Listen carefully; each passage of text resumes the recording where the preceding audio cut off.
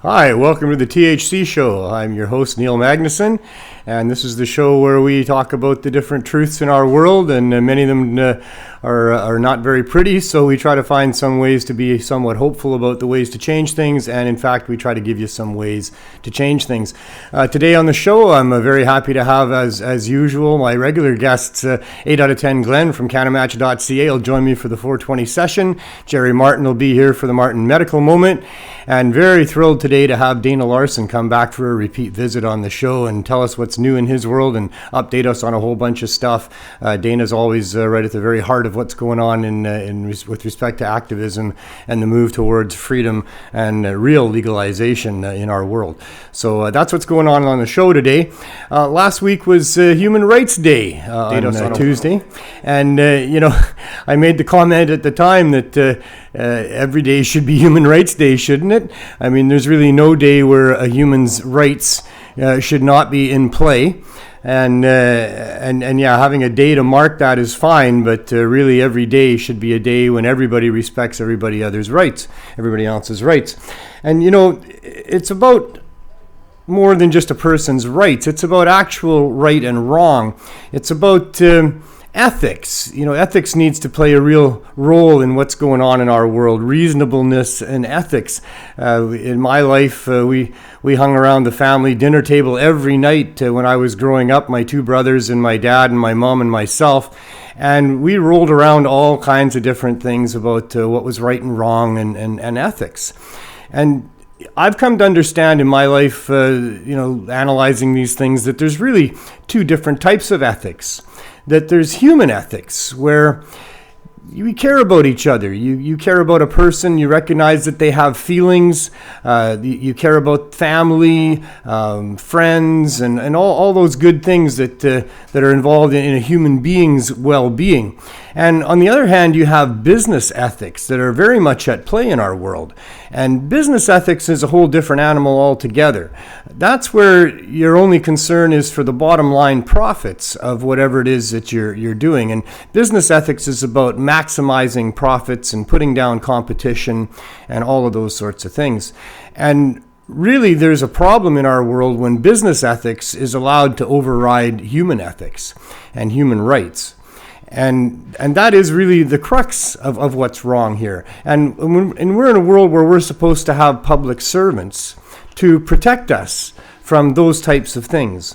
And it's that corporate elite, those people that really run the show here, that have been the financial elite of our world for millennia, the kings and the queens and the dictators and the tyrants, and now the corporate CEOs, and these people that are really the billionaires and trillionaires that just want to get richer and like to spend their time exercising their control over people. And they run their show based on maximizing profits and business ethics. And we need a buffer from that. We need to have human ethics involved in those strategies and formulas. And so that's why we need public servants to protect us, to use human ethics in dealing with individual people, as opposed to the businesses who see you as a dollar sign and see you as potential money, energy, and things that they can exploit.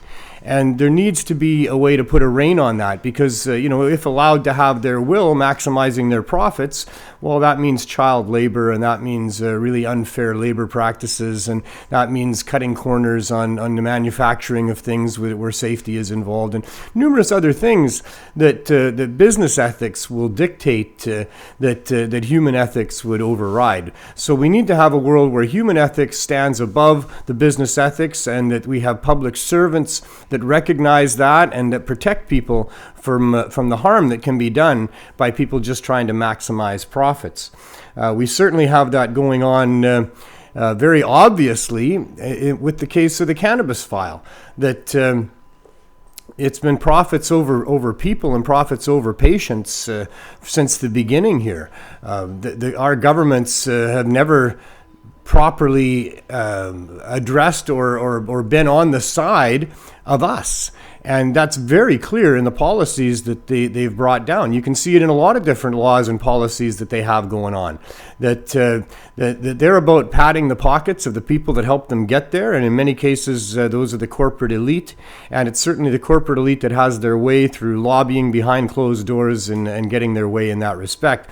And so here we have the cannabis file, where we've had decades of absolute out-and-out prohibition using the criminal law against anybody that would have possession of even tiny amounts of cannabis, and huge fines and prison sentences. Down in the States, they've got 250,000 people locked up there, long-term sentences to do with non-violent crimes, most of it to do with cannabis, and most of it just simple cannabis. 3 strikes and you're out, for example, for simple possession of cannabis, a lifetime sentence in a cage because you were found to be in possession of small amounts of cannabis for your 3rd time.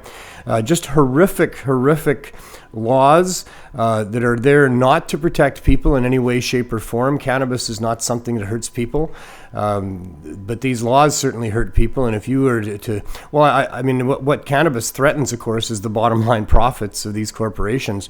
There's been such a huge concerted war against cannabis and the cannabis consumers and people going on since the beginning, because cannabis is so valuable and represents so much money for people. And the reason is simply corruption. It's not because it's this very rare commodity that can take years off your life, but it can only be found in certain parts of the world if you dig 1,000 feet below the surface, and therefore it's so rare that it has to be priced, really expensively, and we don't have very much of it. And so, if you have more than you should, that means other people can't, so there's penalties against that. But that's certainly not the case. That's just ridiculous, and that's what's going on here. It's ridiculous. Cannabis is not a rare commodity that's hard to find. It's easy to grow. It grows like just about any vegetable or fruit or other plant product that people grow and bring to market. The difference being that cannabis will fetch you thousands of dollars for pounds, and everything else that's grown and brought to market will simply bring you pennies on that amount. Maybe you might get $3 or $4 a pound for it, and then at the marketplace it may be almost even $10 a pound for really exotic stuff. But even the best grapes and strawberries and the rest of that stuff is all under $10 a pound. And JR was giving me a hard time about why I keep talking about that cannabis is just a plant that grows like any other plant. It costs about the same to produce as heirloom tomatoes and those types of things that are priced under $10 a pound, and that we're never going to see cannabis at $10 a pound. But I agree that probably the prices are never going to come down to that. Although realistically, in a reasonable world where right was overriding wrong, you could buy raw cannabis in the grocery store, fresh cannabis, chopped down, just in the previous couple of days, take it home and cure it yourself, and it'd be right there alongside of the carrots and the broccolis and the celeries and everything else, and it wouldn't be priced much more than that, because it doesn't take much more than that to produce it and bring it to market. But mostly I keep talking about this not because I think that's what is going to happen to the price, although the price has to come down. I mean, it's just ludicrous that we're still involved in beyond prohibition prices, like really way over what prohibition prices were is what they're charging in the government stores, and that's just completely ludicrous, and that's just nothing more than a corrupt money grab, and with no justification for it whatsoever. I mean, they're trying to cling on to, it harms the developing brain, and there's public safety issues to do with cannabis. And that's just more lies and nonsense, because we live in a world where alcohol is prevalent, advertised, promoted, sold in government stores and all kinds of other dispensaries all across Canada.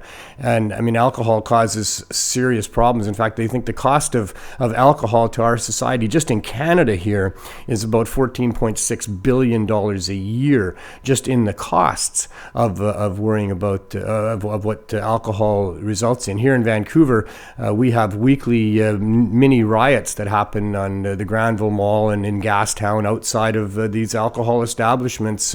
There's never a weekend goes by that there's not some serious fighting going on, and all fueled by alcohol.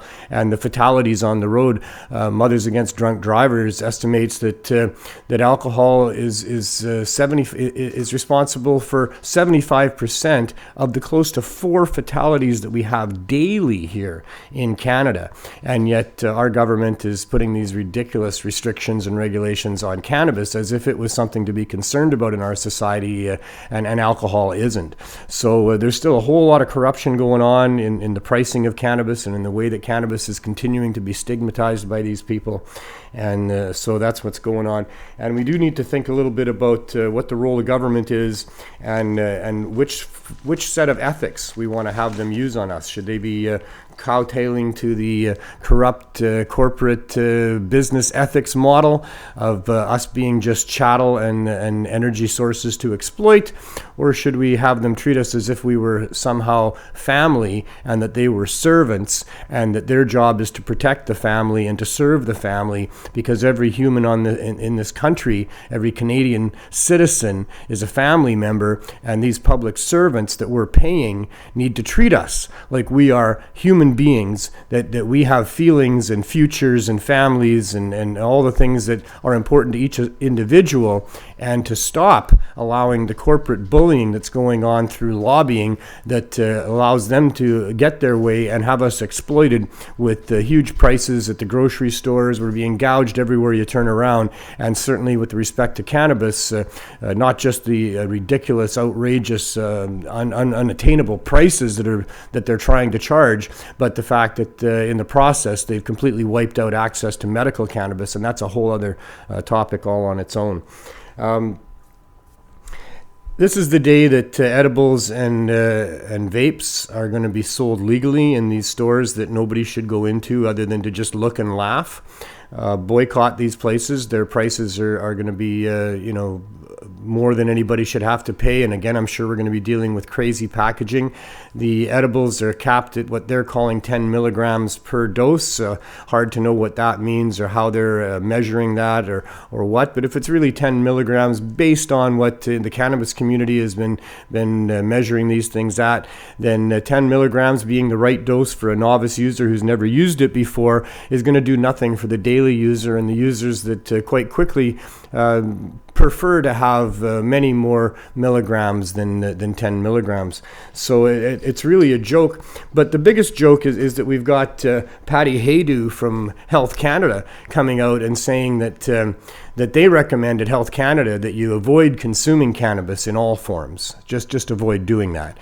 Even though we live in a world where there's going to be so much alcohol consumed over the next 3 weeks here with Christmas and New Year's, and all the mayhem in the cities because of it, the mayhem in the homes because of it, the mayhem on the highways because of alcohol, and yet we've got no warning from Health Canada to just avoid consuming alcohol, but we've got them coming out and saying that they should avoid using cannabis, even though cannabis is medicine for many people. They use it as medicine, they require it as such, and it's a life-saving beneficial medicine that doesn't deserve to be stigmatized, and they don't deserve to have Health Canada come out and say that a smart person wouldn't use that. I mean, this is just absolute ridiculous nonsense from our government. Again, the corruption runs deep, and it's very, very obvious through the way Health Canada has been handling the cannabis file. And here's another example of that. Don't touch cannabis, but they don't say nothing about alcohol. And the other thing that cannabis consumers in many cases are doing is they're replacing their use of opioids. And opioids has killed 14,000 people in Canada since 2016. And yet, the government isn't saying avoid the use of opioids. They're coming out and making a point of saying avoid consuming cannabis. So this is all just lies from a very corrupt government who is not telling us the truth and is protecting the interests of these other corrupt substances and things like that. You know that 10 people die in hospitals in Canada every day because of alcohol. 10 people in hospital every day in Canada die because of alcohol. It's obscene. The world that we live in is obscene. So what else have we got? From May to June, 4.6 billion people, 4.6 million people that were 15 and over in Canada said that they consumed cannabis. So we've got 4.6 million people in Canada consuming cannabis, and there's no issues. So Health Canada saying please avoid consuming didn't work with 4.6 million people who consumed in those 3 months. And yet there's no reports of harm being done. There's no mayhem caused in any way, shape, or form by all those people using cannabis. So obvious lies from our governments for sure. Another ridiculous example of the corruption to do with this file is that ex-police chief Joe Fantino from Ontario is in the pot business now after having overseen the arrest of so many people to do with cannabis during his reign. 2000 to 2005, he was a police chief in Toronto there. During his watch, it was determined that there was a drastic, disproportionate amount of black people and colored people arrested under his watch than normal. So he's quite the racist, cannabis-hating person who's now decided to make money and sell cannabis to people, even though when he was against cannabis back in the days before, he compared it to murder and said that access to cannabis was going to cause all these horrible things in our society and we shouldn't be doing it, and it sends a bad message to people about cannabis to have it available for sale. Like, that sends a bad message. Now he's selling it himself, sending those bad messages in a world where we have alcohol sold all over the place. So, crazy stuff going on with there. And so he wants to open a pot shop in Kensington Market, which is really ironic because that's where a lot of his busts were happening there and shutting down other pot shops over his reign. Just disgusting. So also here we are on the day of legalizing vapes and edibles. We have had an arrest in Saskatchewan. There's a whole bunch of things that have been seized. There's people who have been charged, a couple have been charged. They had 2,048 vape pens. They had 232 kilograms of herbal medication cannabis. They had 10 pounds of cutting-edge medicine in the form of concentrated cannabis.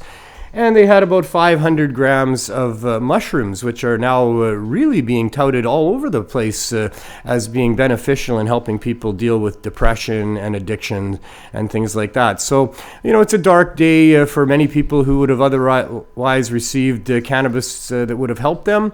But instead, our tax dollars were used to intervene and to seize and stop and charge and arrest and another criminal misuse of our public funds in an effort to protect the financial interests of the legal cannabis sellers, and that's the only reason that they're using our money for doing that. So your government with your tax dollars is running a protection racket for their corporate buddies that are trying to make money off of selling recreational weed, and they're doing that by stopping and arresting the people that would otherwise be supplying medical patients. And another sad example of why I'm ashamed of our governments here in Canada and what they're doing with respect to cannabis and other areas that they're extremely corrupt, and we should be doing something about that. And we're not the only place as well. I mean, the United States is very guilty of a lot of corruption, a huge amount of corruption with respect to cannabis and prohibition and even legalization. Because, there we have the 419 alert, so we're a minute away. I was just mentioning that a fellow in San Francisco, a black fellow, just got a license to operate a legal dispensary there after there's hundreds of other legal dispensaries there, and he's the first black person to get a license. And I think that's a statement, again, that is very damning with respect to how prohibition was handled and now how legalization is being handled. We're still very much using it as a discriminatory tool against people and groups that we don't like, and it's just sad to see. And in case you missed it, last week we had the contestant for Miss Universe coming out of Canada was Alyssa Boston, and she was draped in this amazing cannabis costume.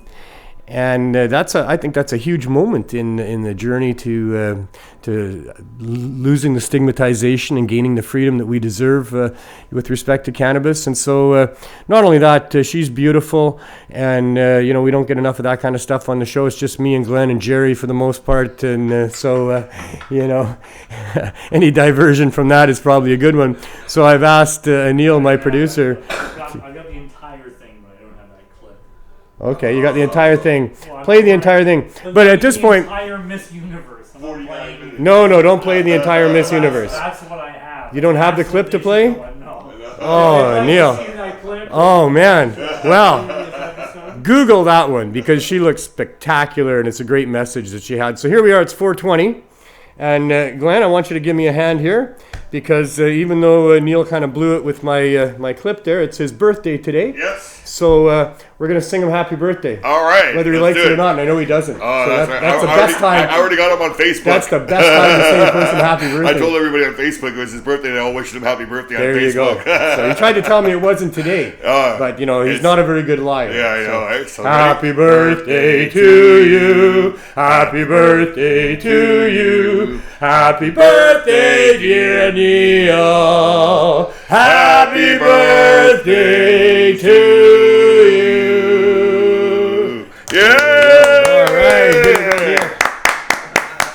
And Neil is a marvelous person. I'm very glad that he was born, even if he's not sure it was on this particular day because he says he doesn't quite remember.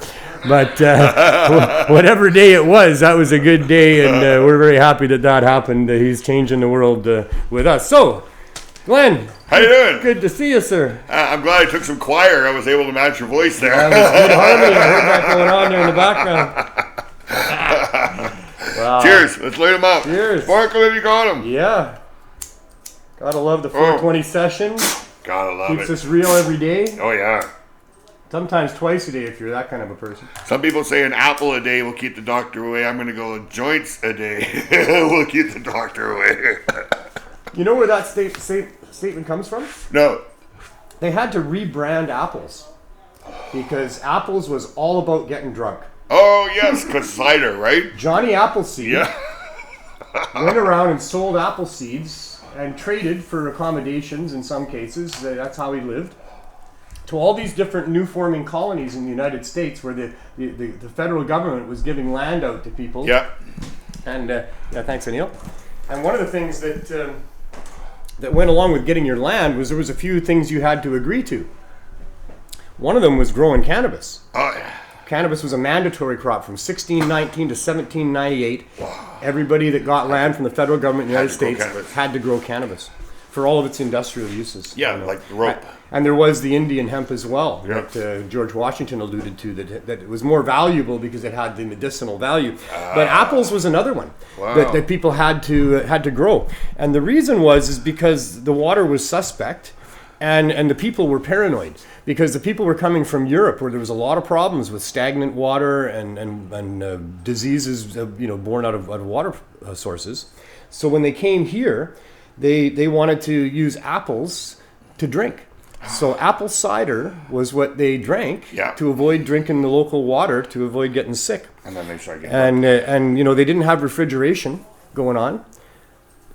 So it didn't take very long before the cider was gone a little bit, but that didn't matter. In fact, that was probably a positive thing for many of them, because getting drunk was just the way it was in the United States for a long, long time. It's just the way it was. Yeah. And, that was it's so part of every family gathering pretty much. And anyway. What gets me is that they've seen what alcohol did to the indigenous peoples, but yet we're still drinking alcohol to this day, and we see it ruining families and stuff like that too, still to this day. Well, there's groups that make billions of dollars off the sale of alcohol. And that's why, right? And they're not going away ever. You know, when people and groups start making huge amounts of money, it's really hard to make them go away, because now they got a bunch of money to help them continue on doing what they're doing. Yeah. And so they can buy and bribe and all the rest of that, and that's part of the thing. But because apples were associated with getting drunk, they rebranded them at the turn of the century, and that's as an American, as apple pie. As apple pie, and an apple a day keeps the doctor away. It was a rebranding exercise, and that's why. Rebranding exercise. Well, I didn't know that, Jeez. I did want to say thank you. I mean, a shout out to Sterling. Yes. His campaign for tube socks and dubs for the homeless people in Saskatoon has completed. Wonderful. He's still running it. He's saying if he makes any more money than the $850 that he's already collected, he'll do something else after Christmas for some people. So nice. He's still doing that. But yeah, he raised his $850. Well, that's really good, because Sterling's got a good heart. Oh, he's got a great heart. And when you find a guy with a good heart that's really motivated, he's out there doing stuff. Yeah. support that guy. Yeah. Support those people. And not all I gotta guys. thank the cannabis community because they chipped in all to get up to that $850. So Right on. he wants to say, We got the same thing going on at Vandu with the CSPA. I mean, it's just a wonderful, marvelous thing to see the cannabis community come together and make sure this project is very, very successful. And you have something happening this Sunday, right? We do. Yes. We got this going on. There you go. There, that works. We can just tell them though, in can. case they don't have a chance to read the whole thing. Bring that. You can use clothing. You can freeze frame that or pause it and have it. We can use clothing, We're, right? we're doing a giveaway next Sunday at Vandu, 380 East Hastings. Yeah. And, it's Christmas, so Yeah. whatever you want to give away to people. Many of the people that we're serving there with the CSP are people that are willing to line up for a couple of hours to get a bag of a few cannabis edibles. Yeah. And so they don't have great financial means, or they'd be ordering online, Yeah. And What about toys? Are there anybody out there that have I'm kids? sure, we have kids that come through our lineup, and absolutely So we there's could bring kids down and people some that know toys or kids. something, yeah. Toys would be fine. Yeah, it would make their in day. fact, I think some of the people, the adults in our lineup, would probably play with some of those toys too. It would definitely make their day. Well, So you're not John doing Murray anything. is such an amazing human being. He works for Dana Larsen doing all kinds of stuff, but he also comes and volunteers his time and money to help donate and give out food. He makes actual food that he brings down, mac and cheese, sloppy joes, Nice. lots of different things. And what was I talking? Oh yeah, so he also has a tray for kids. Yeah. Because we have a number of kids kids. that come through with Yeah, their parents parents. with Because single what are you going to parents do with and your stuff. kids? You Yeah. don't need to go get some medicine. You got to. You can't leave them So behind, and right? it's all teaching moments anyway. So we have this, and I gave John a hard time at the beginning because it was mostly sugar stuff, right? Yeah. And I was telling him I'm not a big fan of sugar. I'm not a big fan of giving kids sugar. It's everywhere. It permeates our society. It's so addictive. It's so harmful.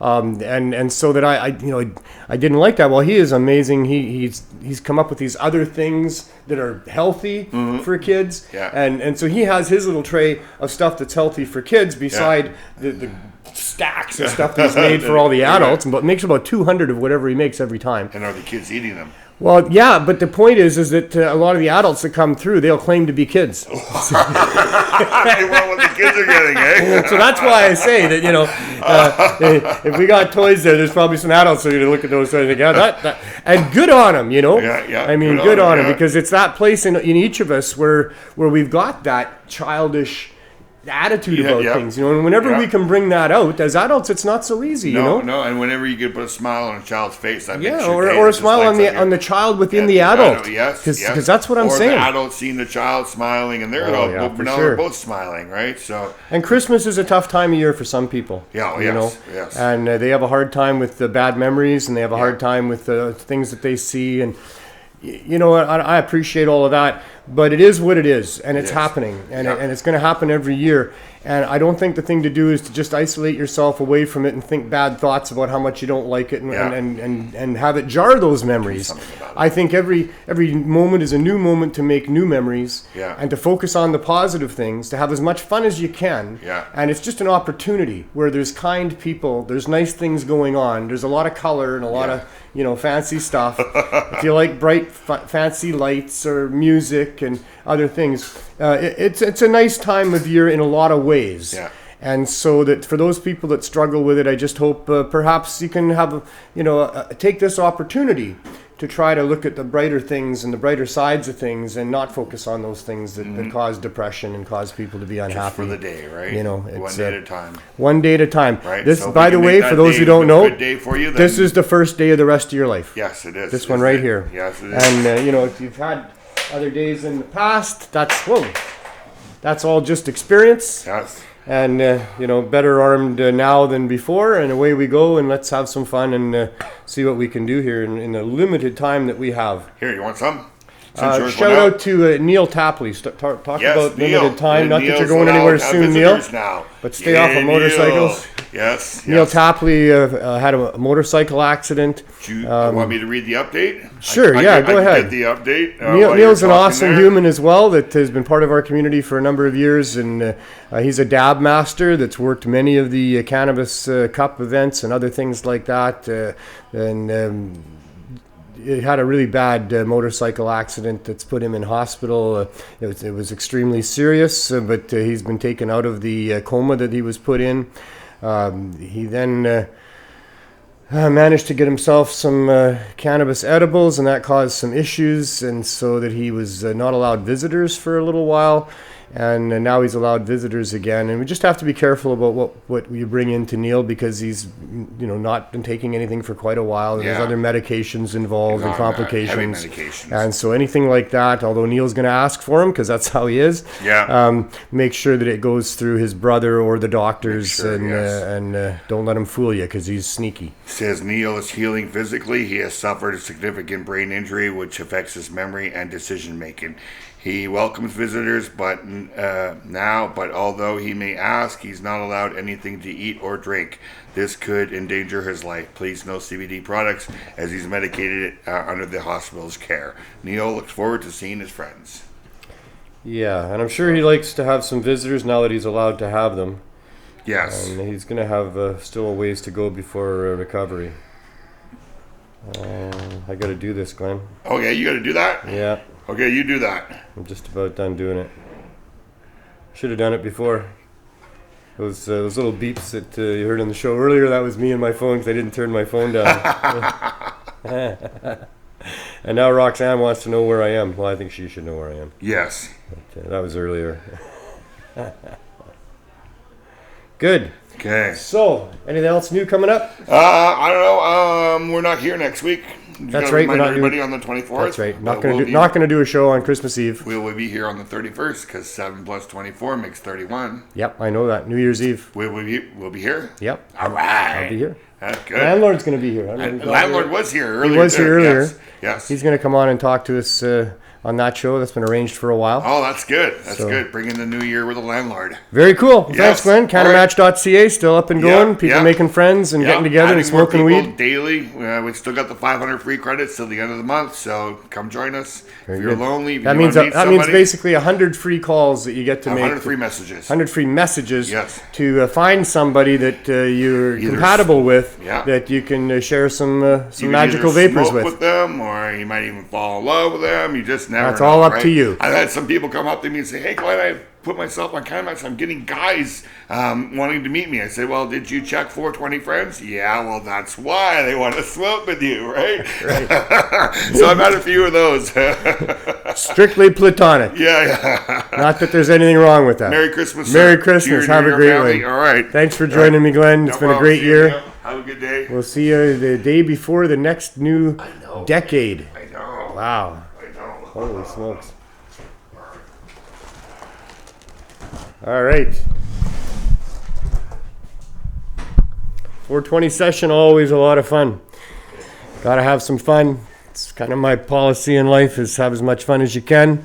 It's a serious show. We talk about serious issues, but try to keep it light at the same time. And I think having a positive attitude makes us better able to see the big picture and find creative ways to do things about that. The next segment on the show, as always, is the Martin Medical Moment. And this is where we talk about the fight for medical access in Canada here. We've had medical access granted through fighting in the courts since Terry Parker Jr. a long time ago. And people that use cannabis for serious medical conditions and other conditions have been able to get to access through permission from their doctor, basically doctors that would be willing to sign a confirmation of diagnosis, and then from there the government has allowed people to have cannabis either that they purchase through government sources, or they can grow it for themselves, or they can designate somebody to grow for themselves. And throughout all of that, there was the rising of medical cannabis dispensaries, and that started probably started on the island with Ted Smith's shop in Canada here for sure, and the Victoria Buyers Club, and then we had the Vancouver Compassion Club, and then we had the Herb School, and we've had all these other dispensaries that popped up. There was a dozen, and then there was 50, and then there was 100, and then there was 150, and then there was 170. Who knows how many were at that peak. But these dispensaries were all illegal during that time. They were all contrary to the criminal code, contrary to Health Canada. And yet they were protected by court rulings all the way through that time. There was about 15 different court rulings that came along where the Health Canada and the government were challenged with respect to access to cannabis for medical purposes. And so many of these dispensaries were buoyed by those court decisions, and even operating in the face of being against the criminal code and being unlicensed, they were still satisfying many hundreds and in lots of cases thousands of members, and lots of those people were seriously ill people that were very happy to be having a store that they could go into and buy cannabis. But the government has shut down almost all of those right across Canada, and it started several years ago in the shutdown. About 4 years ago now, a dispensary that was being operated in Whitewood, Saskatchewan, a small town in Saskatchewan, was raided and shut down, and that was operated by a fellow named Jerry Martin. Jerry had been running his dispensary for about 4 years there. He had about 1,000 members, and he was very strict in how people were given access to cannabis, trying to follow the guidelines set forth by Health Canada and probably the other guidelines that were set forth by Philippe Lucas and Riel Kapler back in the day that became CamCD. In any case, Jerry was raided, and that was about 3 years ago now. And since then, they've raided and shut down through different strategies that they have just about all of the medical dispensaries that were out there. And people are really suffering because of that. There's a large amount of Canadians that are now not able to access cannabis as they need to.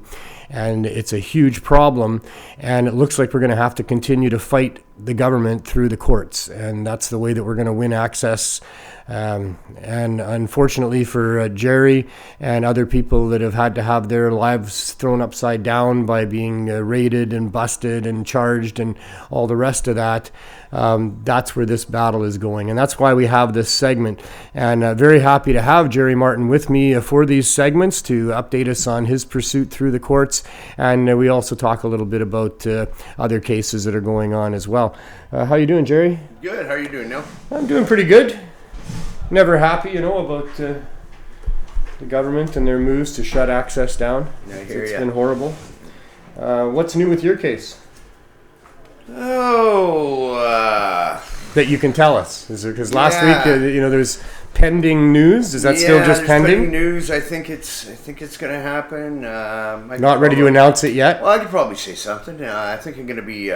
I think Robin Neufeld's going to be switching the case to another crown. That's more. So he's going to take his money and run. Yeah, he's going to take his money and run. Take my money and run. You mean? Take our money and run. Yeah. Yours is a big portion of it too. My money, so he's no longer going to be prosecuting the case. And this isn't for sure, but I think he may be releasing it to the subject more cannabis inclined or educated or whatever he is. Well, we'll have to find out if he's more educated and how that education has gone. If you were somebody that contacted Robin Neufeld about Jerry's case, here's a great opportunity to talk to the new prosecutor and see what he can tell you about why we would be wasting tax dollars to try to prevent people from getting access to medical cannabis. And my questions to Mr. Neufeld were along the lines of, why would you be prosecuting a case when it's obvious there was no mens rea and no actus rea and no victim? So those are good questions for prosecutors. We should be asking those questions all the time, because there really needs to be mens rea. That active thought process of understanding that what you're about to do is going to cause some harm and some damage and it's against the law. And actus rea, where you actually go ahead and do it after you've thought about it. Those two things have to be there for it to be a crime. And there needs to be a victim of some sort where there's some significant damage done for it to be a crime. So anyway, go ahead and ask the new prosecutor, those kind of questions, because we should all be doing that. We should be holding these people accountable for what they're doing with our tax dollars and how they're hurting people, hurting Jerry by, we've talked a lot on this show, and maybe, I don't know, I know you hate talking about it. They stole all his stuff, damn it. They stopped him from helping people, which hurt him really bad. They stole all of his stuff, and they've been threatening him ever since. So that's cruel and unusual punishment for somebody who doesn't have any single victim and has hundreds and thousands of people that would vouch for him and say he helped them.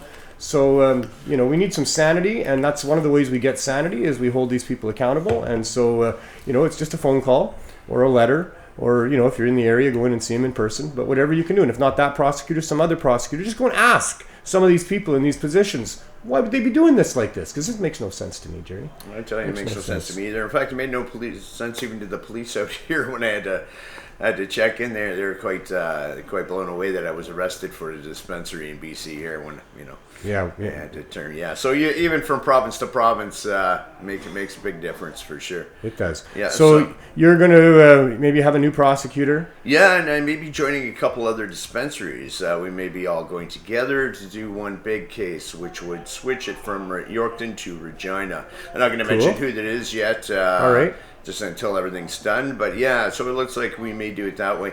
You know, I think that'll be better for the case. For one, they're not going to treat me as they are now. It won't be just you standing there. There's new fellas trying to go over after me as if I'm a major crime figure. With the same laws as, you know, for instance, the Hells Angels. I talked to him on the phone, and there was a definite bias against you that he was really fervent about. I imagine maybe he's disappointed that he has to give the case up. I don't know. But he's logged a lot of hours. Yeah, no, he's got his bonus, I'm sure. So he's logged a whole bunch of hours. I'm very disappointed, kind of, because now I can't beat him in court. Yeah, All right? I know, because I was, you know? You were going to kick his ass in court. For sure we were. So yeah, I'm a little disappointed about that. He'll be watching. I want to see his face. Yeah, he'll still be, Yeah.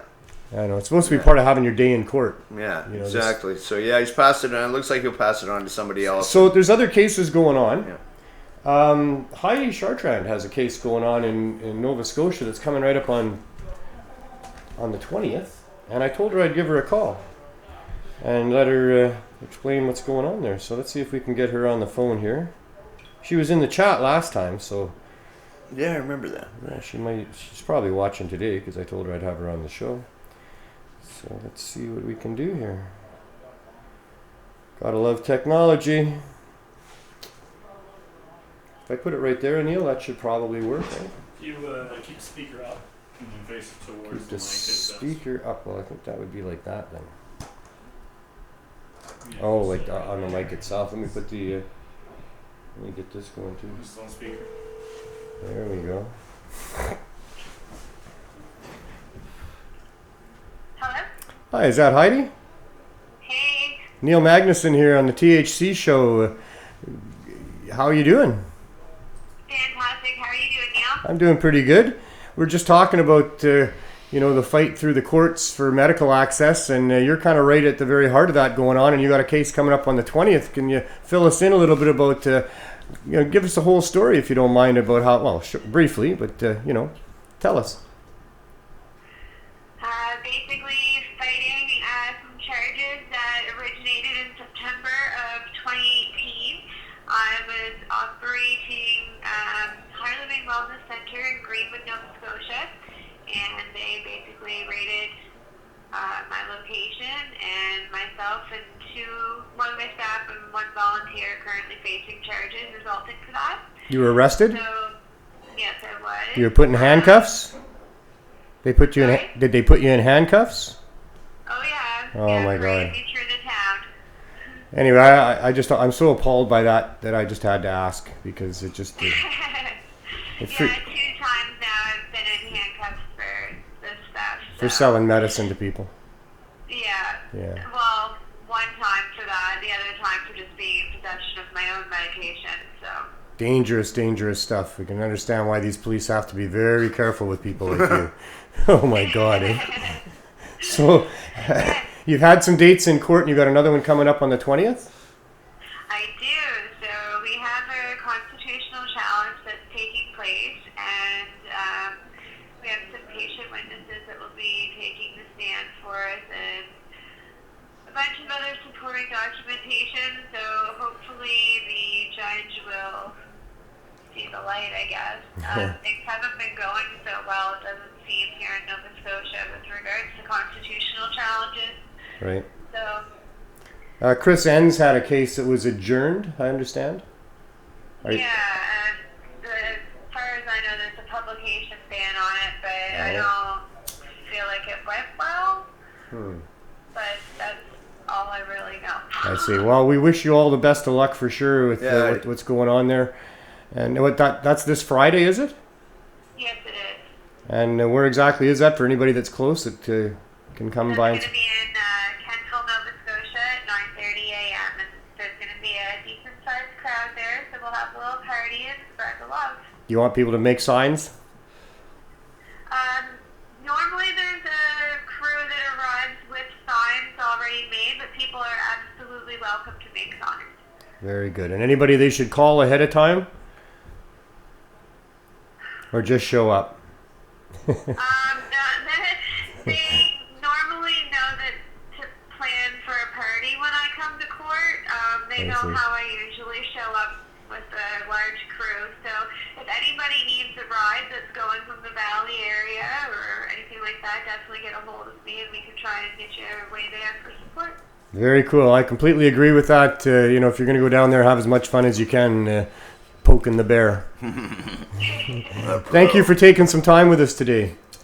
Thanks for having me, you guys. We look forward to an update after Friday. We're not coming on for a show next Tuesday, but probably in the new year or maybe even New Year's Eve, we'll see what's going on with that. If you have any new results, I'll check in with you ahead of time. Perfect. Have yourselves a fantastic night. Thank you. Merry Christmas. You too. Bye-bye. Let's rally around the people that are, taking it to the courts. That's for sure. That's, one of the opportunities we have to make a difference and stand up for people. So, where are we at now? Oh, we're just about there. Jerry, anything else you want to add? How's your microdosing thing going? Anything new on that? It's going great, actually. Yeah, lawyers finally actually retained, cash is there, so we're going to move a little forward with that. We got Rob Laurie looking into things. Nice. Just make sure everything's up and up. It's been going really good. Cool. Any information on people that can follow you? How do they find out? Yeah, you can just go on to microdelics.ca. Okay. We've taken off anything illegal on there whatsoever, so it's just strictly the legal analogs. I think I'm just going to stick that way, but we're going to come out with a new product. I'm just checking into the laws on that, but it'll be a 4-ACO DMT product, so it's similar to psilocybin. It's just through one of those legal loopholes again. Cool. Wow, very good work with that, getting psychedelics out there, because they really are beneficial for many people in dealing with addiction and depression and those types of things. So, very cool. Thanks, Jerry. Thanks for coming on and updating us again. Yeah, happy holidays, everybody. Happy holidays to you as well. Have a great Christmas, and we'll see you. I got a bunch of stuff for Cannabis Substitution Project. Oh, cool. Yeah. Well, you can just put that in behind me, I You guess. got to come get it. It's all the I gotta- clothes and boots. Oh, I got to come to your place and get it. Boots and No shoes problem. and- Although we got this, and that's what you're giving us for, is for the giveaway at the Cannabis Substitution Project coming up this Sunday coming up. So, whoops, is that no, that's right. The only thing that's changed is that really you should just bring it there on Sunday instead of contacting me, because my car is already full. I'll see what I can get of yours. You might have to bring it down there yourself. Put the top down. Yeah, maybe something like that. I got a truck full of stuff already. It's a wonderful thing. People are really wanting to help. Christmas is a great time of year for people helping each other. That's for damn sure. So, thanks, Jerry. All right, thanks, Neil. Cool.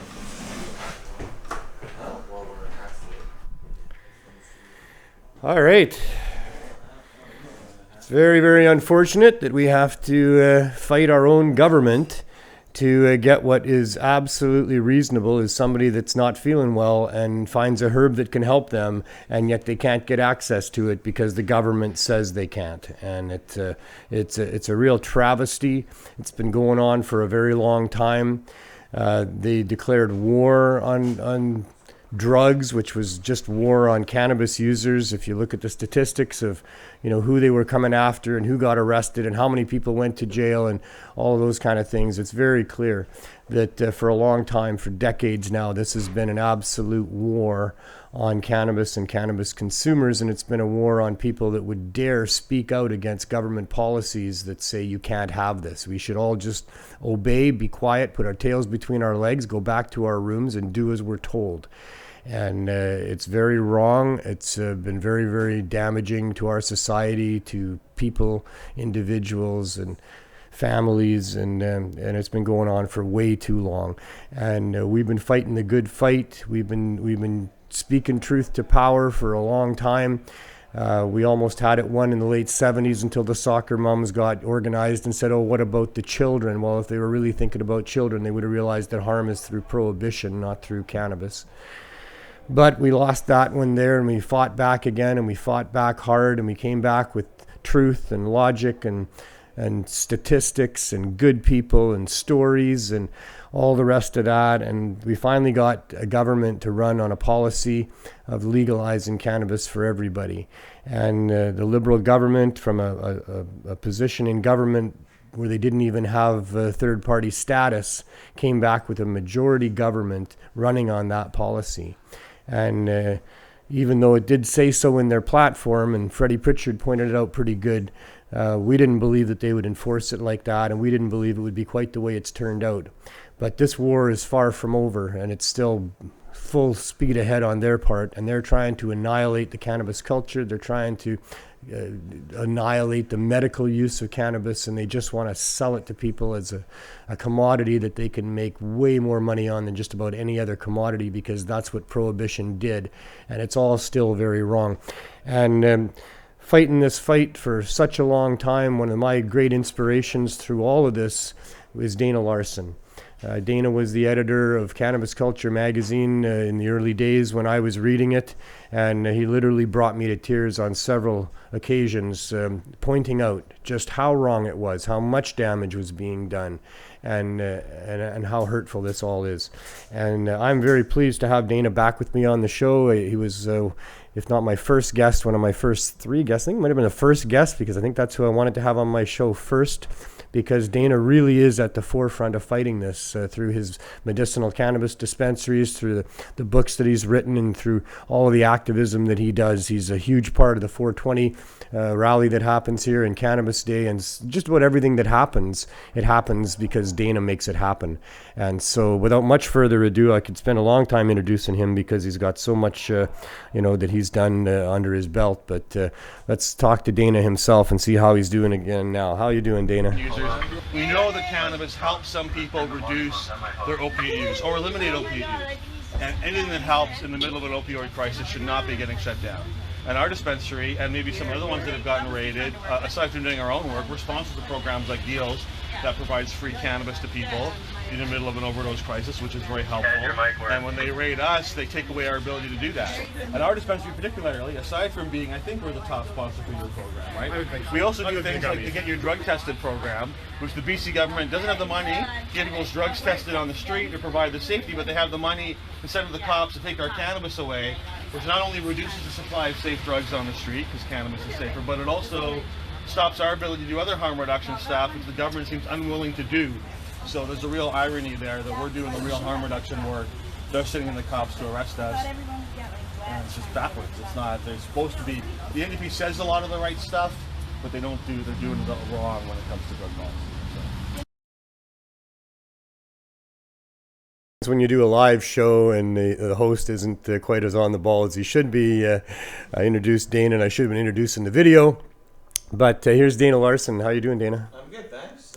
Thank you for coming back on. Yeah, thanks for having me. Bailed me out, actually. I haven't told the audience that John Burfello was going to come on, but he wasn't able to make it at the last minute there. So it's good to be second pick. I'm happy to come out when you need me. Well, you were first pick originally. Anybody better? No, that's fine. Yeah, of course. Yeah, it's always a pleasure. And we did a whole bunch about your history and stuff, so I'm not going to go back there again. People want to find out a lot about how Dana got started and all of this, and some of his inspirations and early work. Can go back and look at the first show and see what he has to say there. You got a lot of stuff on the go. I guess I'd say what's new. You're moving forward with your mushroom dispensing online. That's going really well. The mushroom dispensary. We've got a lot of people that are getting really good results from microdosing. Anybody getting bad results? No. No, some people, the main issue is people don't get an effect, and usually that's because they're taking SSRIs, which I warn them does diminish the effect of microdosing. It really varies by person. But so by SSRIs, you're talking about another antidepressants, basically, things like Prozac. There's a whole class of these kind of things, and other antidepressants too can kind of interfere. And most people who come to me are looking to get off those kind of things, and no one really seems happy to be on them, right? But no, I mean, by and large, it's very positive. No one's having a negative effect. It's either really good or they're not getting much, and usually I'm still working with them on the dosage. It's And still you're pretty just new too, microdosing, right? Only microdosing. The strongest capsule we have is 100 milligrams of powdered golden teacher psilocybe That mushroom. sounds pretty strong. 1,000 milligrams is 1 gram, and that's what you would use for tripping purposes So at a you're minimum. 1/10 of a gram. You'd use 1,000 to 3,000 milligrams, 1 to 3 grams. You can go more, but a typical kind of recreational, spiritual mushroom trip is in the 1 to 3 gram range. Right. And our capsules go from 12.5 milligrams to 100 milligrams. 12.5 is pretty low. I get some people who take that and they get benefits. Most people I find between 75 milligrams and 150 milligrams in there somewhere. That's about 80-90% of my clients are taking at that dose and getting a benefit. And the way we do it is I just have them start at 50 milligrams and then work up each dose 25 milligrams at a time until they find they're getting a good effect. And you feel it very quickly, right? Within an hour or two, it's like you feel it coming on, and so it's a pretty fast. Even at those doses, you feel that coming. Yeah, on. you feel. I mean, you feel better. Like you have a really good day is a good way of describing Right. it, right? And if your dose is a bit high, or if you're looking, you can feel it, you can notice it. And I think if you've tripped and done macro dosages, it's easier to feel it because you kind of know what you're looking for, right? So, whereas if you never had that further experience, you're not quite as aware of like feeling a little bit of that. So you might not notice it sort of directly as much. But the idea is to have it just be at that point, just kind of below or just where you're starting to feel something. But it really depends by person, right? And there's no harm from bigger dosages. I'm all for macro dosing and everything macrodosing, too, you're right? laughing your head off pretty much, right? Yeah, it's just a different context, right? But I think there's definitely benefits from macrodosing in terms of making breakthroughs, in terms of gaining insight about yourself and dealing with unresolved issues or coming to terms with emotional challenges and things like that. But I think there's also a benefit to the microdosing because you get a long-term healing, regrowing effect in your brain that I don't think you just get by doing one big trip. So I think probably a combination of both for people, depending on your situation and what you are in life. But I think everybody should try some kind of psychedelic experience in their life, regardless of whether they have issues or not, just because it's such a wonderful thing to experience at least once, and some people benefit from more than once. You wouldn't probably be microdosing for the rest of your life. Is there an average People time? ask me that a lot, and I tell them, you said, nothing. If you want to do that, nothing wrong with that. That's fine. But that's what I mean. But most people don't choose to do that. I always tell them, I say, do it for 12 weeks, give it 3 months. I see. The first couple of weeks, you're normally fiddling around with dosage. I have them do it twice a week. You can take it, there's different protocols. Some people like to do it a bit more often than that. But I find twice a week is good because if you're adjusting your dosage and you've never done it before and you're nervous, at least one of those days can be your day off. And so you can adjust your dosage on your day off. And if you're feeling, some people are very confident, some people are really worried about mushrooms and dosing, so they want to be careful. But so normally I say do it twice a week and just up the dosage every dose or every second dose, and you can go up or down a little bit till you find what's working for you, right? And that's the first month or so doing that, and then 8 more weeks at whatever dose you liked, and then take a week or 2 off, see how you feel. And probably you're going to want to do more, but give it a couple of weeks, and then every couple of months, take a couple of weeks off, see how you feel. And ultimately, I tell people, you might just find after a year or two that maybe you just want to do it like once a year for a month or two, just to kind of rejig yourself. Also, some people definitely have seasonal issues, so you might want to take it this time of year, or people often, because the weather's different, But that probably in the long term, you'd just be taking it once in a while, but not like all nonstop. Do you consult with all of the people that are getting it from you, or do you know? Do you ask them questions? Do you know what they're trying to achieve? I try to. I mean, we have it. It's a little more automated now, but I answer all the emails. I communicate with everybody, and we try to look at your stuff. We send them quite a good information package. So they'll tell you, together. I'm trying to get off of heroin, or I'm dealing with depression. We get their information. I mean, the recommendation is usually the same in terms of how often you dose and how to work up, and that. So, but But mainly it's taking antidepressants that will affect it, It's not going to, like, you can start microdosing and you're going to quit taking other drugs, but it can help you with, if you're dealing with heroin or opiates or smoking or whatever and you want to change your behaviors, it can definitely take the edge off and help you with stuff, but it's not like, you start microdosing and your opiate addiction is going to go away. Like, it doesn't do that. But it can definitely help you with that. And for some people, their drug use has an underlying psychological issue they're trying to deal with, or there's a reason for if they've got a compulsive kind of behavior in that. So it can help you sometimes deal with those kind of underlying issues, right? People who have anxiety. So are you gathering this data? Are you kind of keeping? Yeah, we're not. I don't have a. Yeah, I mean, not formally. No, I have a lot of communications and people give me their feedback. I don't have it standardized in terms of a methodological process of analyzing feedback. I can tell you that it's well over 90% of people report solid benefits. And so nobody's really had any negative effects or anything like that. Cool. So that's pretty positive. Can like to standardize that a little more, but I'd rather, my goal is to help people and get out to people. If somebody else wants to do research and they can do a questionnaire that I provide to my members, and that goes in an anonymous way to someone else. Stuff. That's more what I'd be interested in doing, right? But something for me, simple and easy that isn't an encumbrance on making them go forward. Yeah, right? And a lot of them are happy and really like sharing with me, and it's a very intimate kind of thing, because people do talk a lot about not everybody, but a lot of them discuss the personal things about their life and why they have these issues, and I try to guide them on stuff. And sometimes there's a couple of parents that are working with their kids and that, and providing minors microdosing as well and stuff, and I'll provide to minors as long as there's an adults involved, and it's got to takes a bit more discussion. You keep as much research as you can and data that you can on these, and move that into that. But I tell you that so far it's been very rewarding and very positive and growing fast. Yeah. It's growing faster than the cannabis dispensary did in the early days. So how do they access? Is there a website? It's a mushroomdispensary.com, and it's all online, and there's an online form, and you can also just email us the info. But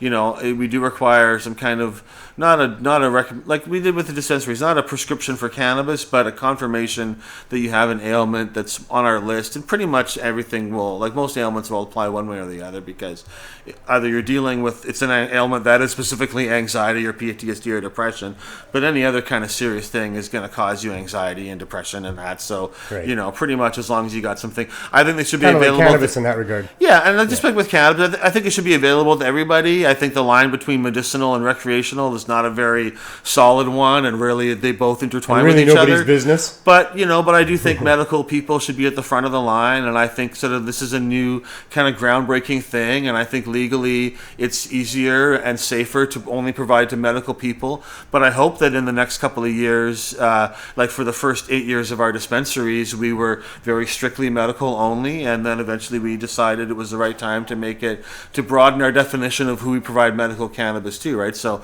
microdoses would still be medical, yeah. In the last few weeks, a visit by the CSU stole a bunch of product and threatening and what have you. Any updates on that? You're still operating at this point? Yeah, we reopened an hour later. So we used to have two dispensaries, right? One at 880 East Hastings and one at Thurlow and Davie. And the one at 880, after 10 years, we had some court battles with the city and a lot of other places. And we had some rulings against us in the BC Supreme Court, which we're still appealing at the BC Court of Appeal now. But we had to shut down that location, or it would have been contempt of court, and the penalties and challenges. And you're waiting just for a decision on that appeal. Well, we are, yeah. And the appeal, and the thing is that the Supreme Court didn't really address. There were sort of two questions. One was about the city's ability to write bylaws for an illegal thing like a dispensary, because we started this case before the law changed. And then the other one was about the medical question of medical access, and that one the Supreme Court didn't really rule on it. So we're questioning that part at the Court of Appeal. I think there's very valid arguments to be made that these legal shops are only selling recreational marijuana. Very clearly, explicitly, it's only what they provide. And we provide medical cannabis, and our protection legally has always been that the medical system is inadequate and that we're filling that gap. And that, generally speaking, has been our protection. And the courts have usually agreed with that argument. And nothing's really changed. And I think exactly. If anything, it's gotten worse. I think we have evidence that we could bring to the court, that we have brought to the court, that it's harder for cannabis patients, certainly not easier. And so so that we still have a legal justification to exist as a medical dispensary. But regardless, we shut down at 880. We're still open at Thurlow. We are in compliance. You voluntarily shut down the there. other place, even though there's an alcohol dispensary right across the street. And we have a really good rapport with our community there. And we've turned it into an innovative harm reduction center with our Get Your Drugs Tested program. We're the only place in Canada. We're subsidizing this out of our other dispensaries' revenues. Right. And we bought these machines. We have 2 of them now, and they can analyze any street drug, MDMA, heroin, cocaine, LSD, anything like that. We can bring it in a little tiny piece, and we can tell you what's in it, if it's got fentanyl, if it's really what it says it is, anything like that. And it's very important for saving lives and helping people. And actually, Vancouver Coastal Health is contracted with us to do their testing for them at the overdose prevention site down at Hastings Street.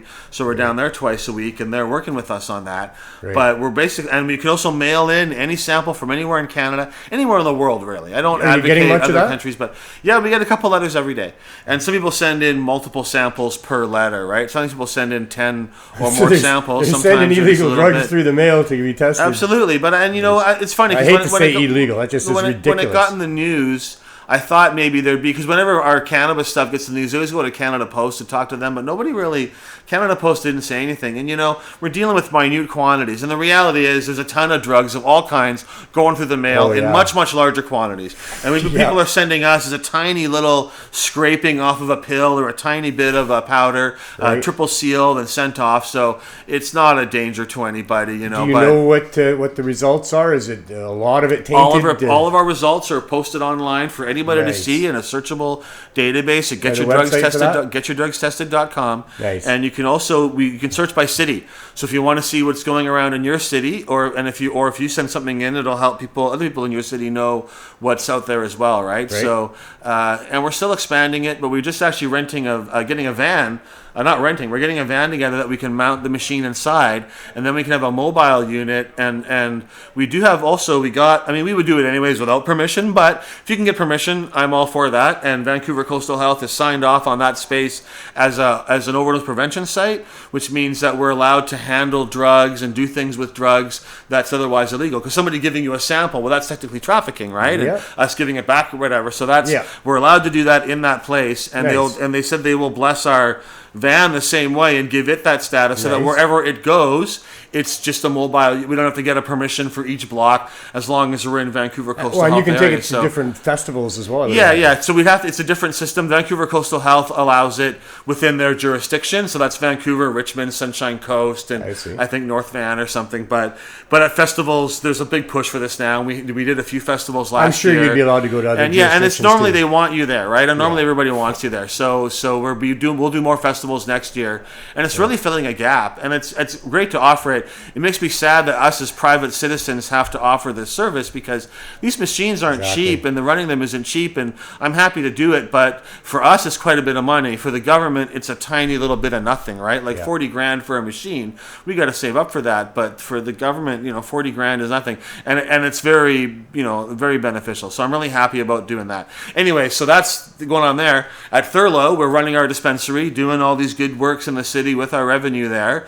We're quite popular because they've shut down a lot of other dispensaries in the city, so the few ones that are left, like us, are quite busy. Stressed and Depressed is now closed and they've closed too. Well, I mean, so we're continuing. And, I've always said I'd be happy to close my dispensary when we're not needed anymore. If the day comes, and I hope it comes soon, when there's a legal system that is better quality, lower prices, better access, I would be happy to join that system or just to go away and let other people do that stuff. Because I'm not really interested just in selling cannabis if it's not something that's really needed and everybody's doing it.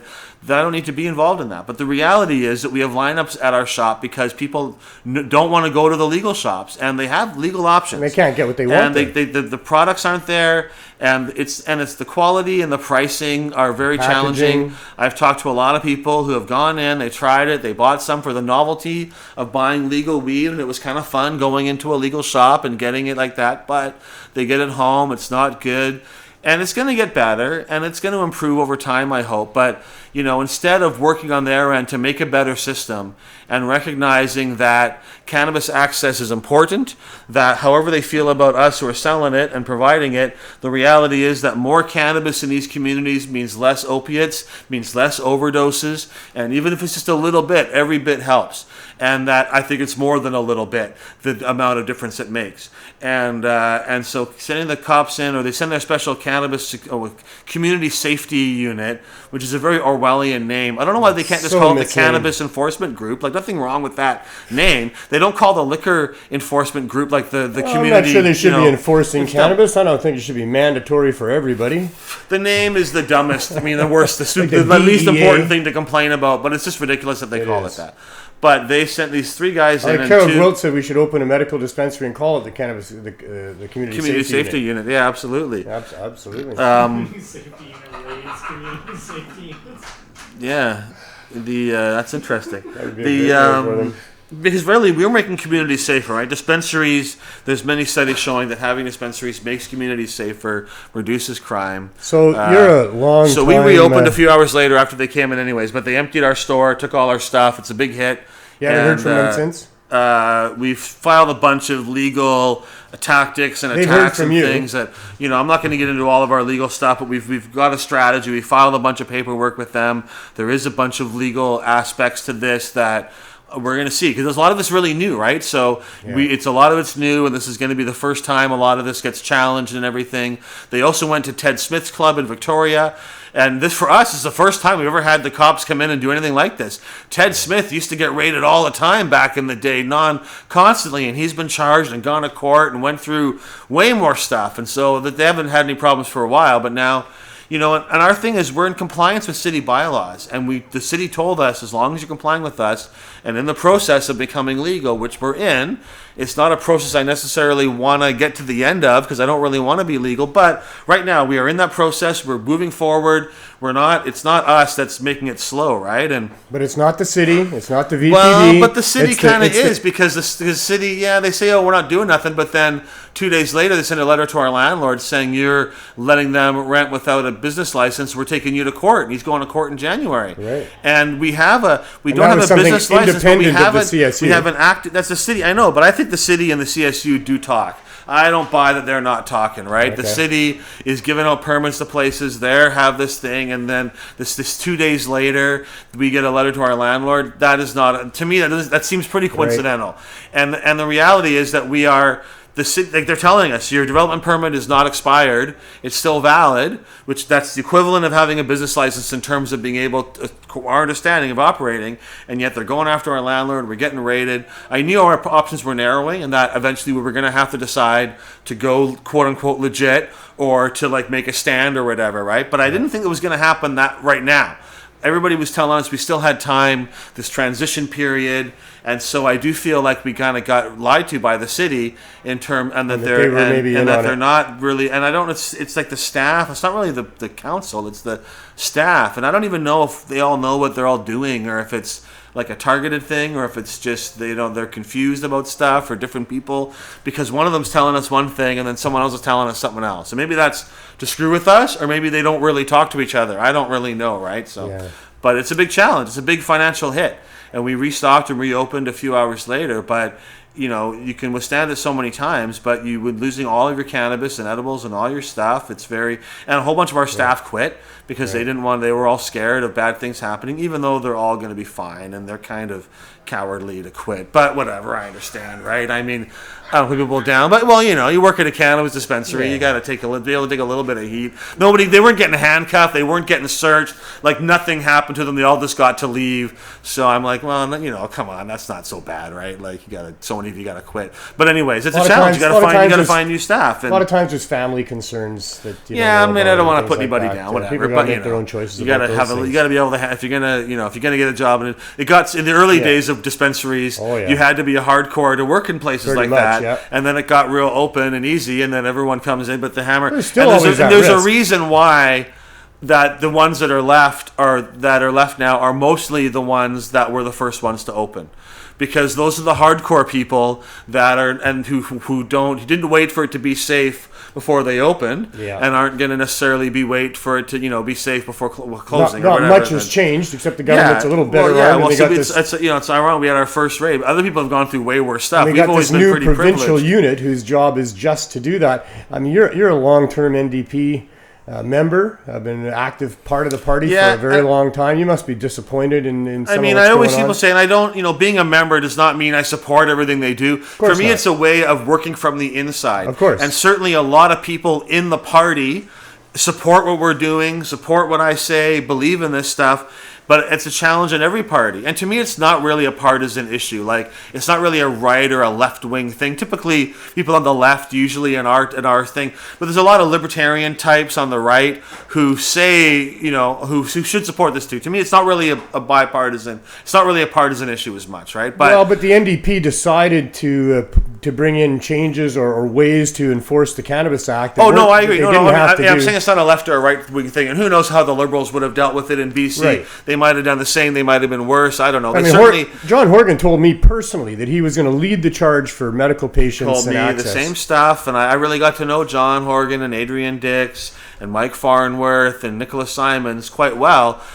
In 2011, I ran for the leadership of the BC NDP. Those were the other people running, and we all kind of bonded while we were traveling around the province. And we went on a big tour around BC for NDP members, debating each other. And nobody bonds with you without having some pretty good knowledge and insights into. I was going to say without smoking weed, and I was like, well, I might have smoked weed with some of them, but you're just they definitely wherever you and go. So right? I am disappointed. I'm disappointed that John Horgan told me a lot of stuff, and I didn't expect all of it to happen. Some of the things he said he was going to come give a talk at 420, and I was like, that's not going to happen, and probably maybe that's not a good idea. Even it's a pretty controversial event. You can do good things for cannabis without But he told me a bunch of stuff he was going to do, and I'm disappointed that it hasn't gone that way at all. Right. And also not just on cannabis, but on a safe drug supply. Adrian Dix is the Minister of Health. Judy Darcy was an activist. We went to Adrian's office. Yeah, and I know Adrian, and I feel like I'm always hounding these guys on Twitter and giving them a hard time and making it hard to, I kind of alienate them because I'm very strident. Sometimes I call them names a little bit or say they're being, not names, but calling them cowardly or not, because it takes a bit of political bravery. But to me, it's the worst health crisis. Not to me, it is the worst health crisis in BC history in terms of number of dead every day. If it was like the flu or some other disease. The thing with alcohol deaths is that they're usually people that are older that are dying from like a long-term health issue. And not that is good or whatever, but there's a difference between taking something and then dying immediately right there, and taking something for 30 years and then or 40 years and then you die 20 years younger than you would have if you hadn't done that or something. Alcohol is involved, according to MAD, 75% of the almost 4 deaths per day in Canada. Right. It just depends how you count those deaths. Because I think if you count like the number of years lost, I think alcohol causes a lot of problems. I'm not defending alcohol, but typically alcohol, because people bring this up, well, we legalized alcohol and it's causing all these deaths. Well, first of all, when you only legalize the most dangerous one and ban all the safer competition, that's also not a good system. Right. But I think that alcohol deaths like during Prohibition, people would drink alcohol and then die or go blind instantly. Now you drink alcohol every day for a long period of time, and then you have liver, you die. And there are kids younger, that drink too much and die at the party. But that's rare. That was happening people were dying. Not to detract from your point. We have a serious health crisis going on right now with this opioid overdose and they should crisis. And every health official in the province is saying safe supply. Yeah. And they just won't. Adrian Dix won't even say. Like, he won't even say, I want the feds to do it. Like, Jenny, it's so frustrating that he just won't even mention it. What did he say? He said, we're not doing as bad as some other provinces. Which is, the NDP, it depends who you compare them to, right? Compare them to Alberta and Ontario, where they're trying to shut down injection sites, where they badmouth harm reduction. Like, the NDP is light years ahead of that on a continuum. Here's where they should be, here's where they are, and here's where a lot of other provinces are and a lot of other parties are, right? So I want to give them credit for that, but But on the other hand, there's stuff they did it's that, not just you know. a policy thing. Like, people are being killed every day by this, right? Yeah. So it's like a real Exactly. thing that's happening, and so it's more to me than just like a policy discussion about some agree. issue that may have a long-term thing. Like, to me, it's like an emergency thing that needs immediate. And it was really an emergency in the 1990s when it was 1 death a day. If they got it down to 1 death a day now, everyone would go, problem solved. We did it. Congratulate, pat ourselves in the back. But in the 90s, when it hit 1 a day, which was the first wave of the fentanyl crisis, they were calling it China White, basically. That's right. And it was a big issue then, and then everyone just kind of got used to it. Is what basically happened. There was a big thing, and we had ministers and all this talk about it, and everyone kind of got used to it. And that's what's happening now, right? You're getting used to it. The issue is not like it's starting to get boring, because unless something happens, it's not as much of a story, and boring. people get used to it. And so I think that's what's that's happening. Yeah, but it's still touching and too now, many people. now they're like, oh, it's not going up anymore. Oh, we're doing a good job. It's People not are going still up losing anymore. family members. Oh, and like, and even it's frustrating. And so there's some challenges here. There's people you'd never suspect that are being found dead. There's people and to losing me, family members. It's not to me, going it's away. all- It's a crisis. I hope people aren't getting really used to it. This is the To me, real it's all safe one supply. issue. It's all one This is issue. a real safe supply right here. Edibles, and I've been writing this history of cannabis in Canada and looking back, and there's references in the late 1800s, mid 1800s, late 1800s, using large dose edibles to treat opiate addiction and alcoholism. Yep. And one guy saying, for opiate users, you can't give them the weak stuff. It's not going to be enough. That's right. They need a really strong dose. It helps them get to sleep. And this is like 1880, 1890, repeatedly in Canadian medical journals. This is what the government should be shouting from the rooftops right now. We've known this now for over 120 years. It's been documented. Yeah. And so we should be providing this kind of stuff. And instead we're getting 10 milligram edibles, not just for recreational quote-unquote users, but I mean medical users aren't getting any Yeah, special they can't stuff order either. high-dose edibles. I mean, at least, it should be for everybody, but at least there should be, like, if you're a medical user, you can get a stronger one. But you recreational users, you need something slightly not. I can understand that logic. I disagree with it, but at least medical users should be able to get a stronger dose medicine when they need it. Well, and because it would offset the deaths from the opioid crisis, really, and what is the government should be putting out, advertisements for who can bake good high-dose edibles. We need as many as possible. We got to get them out in the community. It's like $12. The prices, I think it was like $10 or $12 for a 10 milligram chocolate. And how many milligrams is in one of those things? Those got to be like probably 50s or hundreds or something. This one is 80 THC.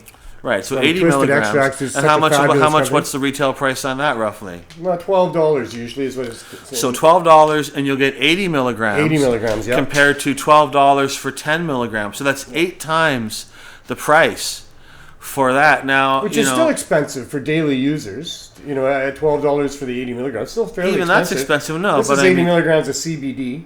It comes with about the same cost. Right. So we're looking at that's a legal system 8 times the price. That is not accessible for most people. No, and not the and daily I don't users. think I don't think that's all. We can blame that all on tax either. I think because that's a greedy markup too. Because with the cannabis, there is a lot of taxes layered on there. The licensed producer is getting a good chunk, but the markup, a lot of the money's going to that $1 a gram excise tax. It's then all GST, unjustified then and corrupt. provincial tax, and then also not even the tax, but just I guess it's kind of a tax. The BC government, other provinces, they buy it and they resell it and they mark it up there too. So that's basically another Why kind of shouldn't a you be tax. able to go to the produce department and pick up some raw, fresh cannabis? They really want to treat cannabis like alcohol, and I think but I think it's the wrong way to treat it. And probably alcohol shouldn't be treated like alcohol either. Like, I'm not sure why the BC government has to be the one selling alcohol. I'm all for restricting alcohol access and even for making sure it's sold in the right places in the right ways. But the idea that the government has to buy and sell all the alcohol, that is not required to have safe alcohol access. In the case of beer, hops are less than $10 a pound. But yeah, I just think that there's no reason for that either. And they're that slowly pound of hops will changing, make you right? quite a bit of bottles of beer that you can sell for whatever. But it's nothing like cannabis. It's But you nothing get like entrenched cannabis. interests, in these things, and once they get entrenched. But anyways, that's what's happening with our dispensaries and with all of our. So our you projects like and stuff. comic books and that type of thing? You got some books? Yeah, that I've you've got. been If working on? if you're looking for last minute Christmas gifts for people, potheadbooks.com. We've just got. Kind of books you got? We've got. Well, I got my classic Harry Potter and the Marijuana Stone. That's been out for a long time as a novel, but it's still a Is great there read. part 2 coming on that one? One of these years we'll have a sequel on that. It'll be a trilogy eventually. It's hard, I wish I could spend more time writing, but it's hard when I'm doing all these projects to sit down and get into this fantasy world, and you kind of got to get into this space. So you got Harry Potter. And I've also got the Harry Potter comic book series as well, and we're 4 issues into that, and we're about to print number 5. It's going to be a 12-issue series. Right. Kind of tells the same story as the novel, a little bit different in the comic, but the same kind of story. And then I've also got the classic Green Buds and Hash, the Dr. Seuss book, which I'm glad I never got sued over. I kind of thought I might with that one. You're almost because hoping you would, right? Well, I mean, I don't want to get, you don't want a little controversy is good for business. But getting sued and having to burn all your books or turn them over to Dr. Seuss, you that's won. not so good. It would make them the last issues like collector's items, I guess, if you kept a few behind. But no, that's doing really well, and that's a popular book, and it's a good Christmas You were doing gift, something with and, Sinbad? I wrote a book, Sinbad, The Hashtastic Voyages of Sinbad the Strain Hunter. That is just still as a printout and a binder. I haven't published that yet. That's probably coming next year sometime. I was trying to look for another publisher, but people know I got to do my own stuff, do my own books, right? So it's challenging breaking into the bigger ones. But we sell a lot of copies anyways. Like Harry Pothead, it sold almost 20,000 copies of that book. So that's pretty good, I think. Good sales. And then I've also That's got why I asked about another Piper. volume or a part 2, because I do have friends that people still talk to me about it and stuff and talk about it. So I'm glad to know that if you like Harry Pothead, I think you'd like Sinbad as well. But yeah, I'd like to finish the Harry Pothead series. I got the second book. The second one's going to be called Harry Pothead and the 420 Code, and it is half done, but it's been half written for a while, and I've just got to write in the first half of something is always easier, because the last half you put all those threads out there, then the last half you gotta tie all those threads back together again. Gotta lock yourself in a cabin somewhere for a while. But yeah, it would probably take me like 3 or 4 months of like solid kind of just working on that as my main project to finish it. And I'd love to finish it up, but I've also, every day I'm answering emails for the microdose dispensary. That's your big project now, is the microdosing? That takes up most of my time. I'm going to pass off a lot of the email. I like to do my own things, at least for the first 6 months, do as much of myself as I can, so I get a grip on what people are asking, and I feel comfortable, and they like to know they're talking to me. But eventually it's also getting busier and busier, so it's harder for one person. And now that I know the common things people ask, and I've got an understanding of things, and we'll be able to tweak a lot of stuff, I can sort of pass it over to someone else to do a lot of the basic communications, and then I can just kind of oversee things a little more. But and I'm hoping in the new year to open a place people can come and do macro doses with us in a therapeutic kind of setting. We'd probably like start with mushrooms. Something? Not a lounge, more like a house. Probably rent a house or find a house, and you can come, and maybe ideally a place with like a yard and a bit of nature around it, right? But a place where you can come and you can take your gram of mushrooms with us, or just have somebody there, whether or not you need somebody with you. But for a lot of people, especially their first time, if they've never done anything like that before, they don't feel comfortable doing it themselves. And you can have a bad experience on mushrooms if you take it in the wrong way, or you're not done it in the proper context. And so having somebody who's got some training there with you, a lot of times it can just be you lying down with headphones on, listening to music and exploring your own inner space, but just having somebody there with you. So we want to kind of do that. Scene and setting and dose are all very important. And so I've been talking to some good So I've been talking to some good like therapist type people or psychedelic kind of counselors that maybe can work in a place like that. That's the main thing, is finding the right people to create a safe space that can, you know, the goal isn't you dose and then we get in your head and try to do stuff. It's more that you create a safe space for you. But if you want to talk to somebody, if you want to get stuff off your chest, if you want to share insights, if you want to get feedback, if you want someone to help you because you're feeling unsafe or whatever. So you are talking about a healing center. Yeah, like in a therapeutic setting. Yeah, it wouldn't be like a lounge where you come and dose on mushrooms. That's not, you know, but maybe a place where you could take a microdose in a social setting or take a little dose. But people, and it can be, I mean, people on big doses, unless people are experienced users, you don't want a whole bunch of first-time mushroom users all hanging out together, because the one person, you know, it's not the right thing. There's some stomach issues sometimes for people when they're taking large doses of mushrooms. Yeah, at our level, we're not getting too much of that. I mean, I'm typically working with 1 or 2 gram doses. Right? I'm not a big believer in the heroic dose kind of concept. Like, if you want to do that, whatever you do is fine. But I really think you want to get a breakthrough level, so you want to be doing like 1 or 2 grams. But and a study's sort of backing this up. But the bigger the dosage, like your enlightenment kind of peaks at a certain dose, but the anxiety anxiety and bad feelings can keep going at bigger doses. So you don't really get more enlightenment from doing a 7-gram dose as you do from a 1 or 2 gram dose. Right. But it can be more frightening and more intense. And maybe that's kind of fun to go through that, or maybe there's not for things everybody to be benefited. But yeah, my goal is not to give people big ones. I think if you need more, then come back and do a 1 or 2 gram dose like every 2 weeks for 2 months, and go and help. If you got stuff to work through, you can work through it each time. Maybe do some microdosing in between, and maybe do some microdosing after. And so we're going to work. I'd like to offer people kind of a package, right? You can come in, you can do 4 doses. We'll give you microdosing. You can have some counseling sessions, a pre-session where we just give you a half dose maybe, so you know what you're getting into. And if you're experienced, you've done a lot before, okay, you don't need the pre-dose, and you don't need this and that. You've done it before when you were younger, so you're ready to kind of do it again in a different context, right? So you're going to need some shaman/counselors. Well, that's the main thing, is finding the right spot, but more importantly, finding the right people. And that is a challenge. But I have been reaching out to people, and I think, and we'll figure it out as we go along. But I'm hoping to do something like that, maybe have it open by spring or in a few months, something. And people are doing this already. This is going to be on the downtown east side area, right?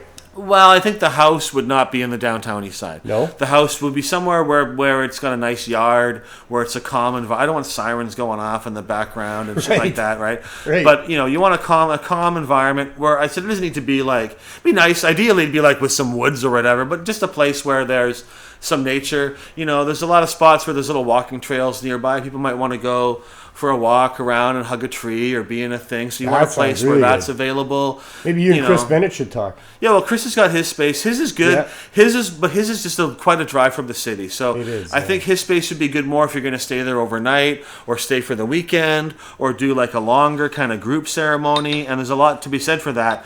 But, if you're coming in for a mushroom trip, every 2 weeks for 2 months or something, to do a 1 gram 4-hour session, probably 8 hours with a bit of time before and after. It's a long way to go for something like that, right? They'll be complementary places. I definitely think so. This is all still in the formative stages, but I think these things can tie together. And if you want to do, like I said, ibogaine or some kind of longer, more ceremonial kind of a thing that lasts longer, but I think a lot of benefit can be gained from a 4-hour mushroom trip with an hour, beforehand and a couple of hours after of rehabilitation time or whatever, maybe staying overnight, but that kind of thing I think it can be really good. You don't need to go out totally. Sounds like a wonderful vision. Yeah, there you go. So all kinds of things. So on a completely different topic, what are your top 3 strains of cannabis and why do you like them? People ask me sometimes what's the best weed or what's the thing, and my normal answer is that I think some of the best weed I ever smoked was from a guy named DJ Short. Right. And for me, the grower is more important. Yeah, the grower is really more important than the strain. I mean, some strains are great, and I actually haven't had blueberry for a long time. Strains come and go in popularity, and there was a time there, I guess, in my more formative years when blueberry and Flow were some of the top, most popular strains, and blueberry won the Cannabis Cup in Holland a few times with High Times, and the guy DJ Short, or Blueberry Dan, he also was called. He is a master grower. He wrote some articles for Cannabis Culture on breeding, and I learned a lot. I've never done cannabis breeding, but I know how to do it from reading and editing his articles about it. And he would bring in the flavor wheel for how to analyze cannabis terpenes and things like that. And his blueberry and his Flow too. But that's quite a while ago now. That's the late 90s, mid-late 90s. That's when I was kind of first really 25, 30 years ago. This kind of early stuff. But I guess around that time, I mean, he's still out there, probably still growing great weed, I'm sure. But he was one of the greatest growers, and that stuff was really good. And used to get some pretty good stuff. So there was Dr. Atomic would have been one of your favorites too then, Dr. Yeah, no, just recently I had some Nukin again. I hadn't had Nukin for quite a while, but that's a real nice strain. It was an award winner there for a while and was one that was kind of popular for a while, and it's still great, but the things come and go. And Kushes used to all be the end all of everything, and that phase is kind of, people still like a good Kush, but they're not quite what they were in terms of what everybody seems to be looking for. But yeah, I think the blueberry, I think that's probably the top one, and then it maybe a good Nukin, and I don't know. But I typically, the Dana special is to take a handful of weed from all the good jars, put it in one bag, sprinkle some bubble hash in there, grab a vial of oil, and then roll a 1 1/4 joint with some oil on the paper, hash, and a random blend of all the good strains. That is, to me, the best. Full spectrum. Everyone is kind of unique. Yep. You get all the good stuff in there at once. So that's, and Neil and I were talking about that before the show when we were doing our prep today, and I said I used to roll like Dana because I know your joints, and I used to be like that, but now I'm just a lightweight these days. I just smoke regular joints with just weed. That's nothing wrong with just weed, man. But I used to do the same thing and have a variety of different strains and some of the good exports that would come in, and then put some oil on it and put some hash in it and all the rest. If there's something really special or different, I don't see you dabbing very much, though. I'm not a dabber. I don't really like dabbing. I mean, they teach their own, certainly, but I grew up smoking joints, and that's a much easier way of doing it. I have the leisure of working at home and in very smoke-friendly environments, so smoking joints is hard for a lot of people. You can dab very quickly if you're at work or or in a whatever in a place. It doesn't make a much smell. Or if you're in an apartment building, trying to chain smoke joints all day is not going to make your neighbors happy always. But dabbing, it's not that much, and you can get a quick effect. But I'm not sure I trust all the extracts and butane extracts and things. I'm not a big butane extract fan, and I know and I've seen too many people hurt themselves making butane extracts at home. Sure. That is something about cannabis making that can be dangerous, and so I don't really. And I think a lot of some of them are great, and it's to each their own. But I don't really like that dabbing so much, and I have friends that do, and that's fine. But so you're from here? You went to university here, and Vancouver's been your home for a long time? Yeah, I was born in Burnaby. I've lived here my whole life. Is this the best place for weed? You've traveled around quite a bit. Well, I love Vancouver as a city. It's a very beautiful city. It's very unique in terms of the water and the mountains and forests. Sure. Hopefully those things will continue to be nice in the future.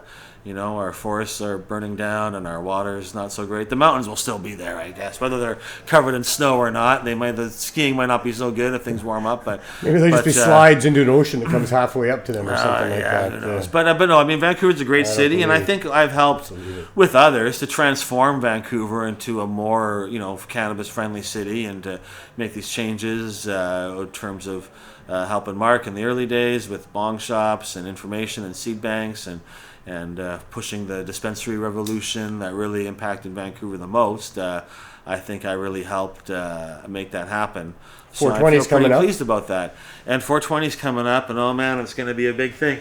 I've just been actually in my mind today. I was just thinking about the letter that I want to send to the city councillors and to the park board commissioners about this year, because they both sort of asked their staff to try to find us a new spot. And nobody ever called us or did anything until I started contacting them saying, where's the bill where's the invoice? Because it takes them, it's weird because and the staff are all pretty nice and friendly. It's mostly the challenges from the political level more than the staff that are working there, right? But they kind of get directed, though, to be harsh to us. So even if they want to be, even if it's not a personal thing, but they get told you got to do this and that. And so they kind of are stuck in the middle in some ways. And it makes it kind of weird and awkward for them, I think, a bit too, because they all know the reality is that Sunset Beach is the safest and best place to put on 420. So they get it's told, going to happen. So they get told by City Hall, find them another place to do it. And the park board's like, we're not giving them a permit no matter where they go. Yeah. And then the City Hall's like, well, what's the other spot? And they did offer us another spot. They got told us to do this a couple of years ago. Yeah. They offered us a spot which was supposed to be the new permanent home, they said, for us. Now they're building condos there. So even if we'd taken that spot, which was a gravelly spot with no other events, full under of the mud. Canby Street Bridge. Yeah, not a suitable place for an event like ours. But even if we'd agreed to go there, we would have had to move now anyways because they're building condos there. So that was not a long-term home. And that was the only spot they offered. But no one's offered us anything. And so, because they know that it's and I even went to them, I said, look, I'll offer you two alternatives. I said, we can go back to the art gallery if you want, and we can block off 4 or 5 major streets downtown, do what we used to do if you prefer that. Yeah. Or we could go to Strathcona Park, I suggested. I said, maybe that's not a bad area. It's a really big park. It's in East Van. There is some residents around it, but not nearly as many people live there as live at Sunset Beach because there's no towers, just a few houses. There's a lot of warehouses and industrial kind of stuff there, so it's less like that. But I only want to move if it's going to mean we get a permit, things are resolved, and we're cool, and everybody's happy. Otherwise, moving around is a fool's game. They're never going to be satisfied anywhere, right? So I would only, and the park board people said to us, well, the staff said, well, moving is going to cost a big hassle because we've had 3 successful years at Sunset Beach. Learning how to do it 4 there. years. 4 years. 4 years at Sunset Beach. We've had a big learning curve. We got it all figured out. We got to start from square one if you want to move it. It's going to be we got to redo everything, more meetings, a lot more time on everyone's part, a lot more energy, and we're even bigger now than we were when you were moving from the art galleries. So it's a bigger thing to move even.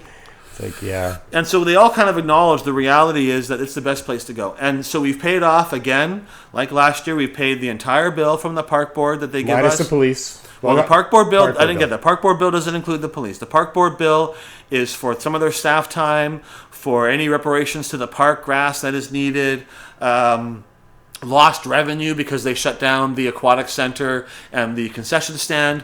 The aquatic center, maybe I can understand shutting down, but the concession stand will be doing rocking business if they kept that open. But it's not; those aren't. It's not a huge amount, but we pay all these bills. So the park board, and we're the only protest without a permit in the city, as far as I know, in Canada, maybe even in the fucking world, that does not get a permit, that gets no permission to do it, and that still pays all the bills anyways, right? Yeah, for sure. We have no legal requirement to give them anything. We have the right to protest. Our lawyers say you don't have to pay them anything if you don't want to, but I think it's right. We charge people for booth space, and we have I'm not sure it's right, but it's to pay for some stuff. It sort of satisfies the bear a little bit, and we do. Said if we weren't charging anybody for space, then I don't think we should pay. We have the right to use public space, but we do generate revenue. There are things we do want their help on some stuff. Not the park board so much; they don't really help.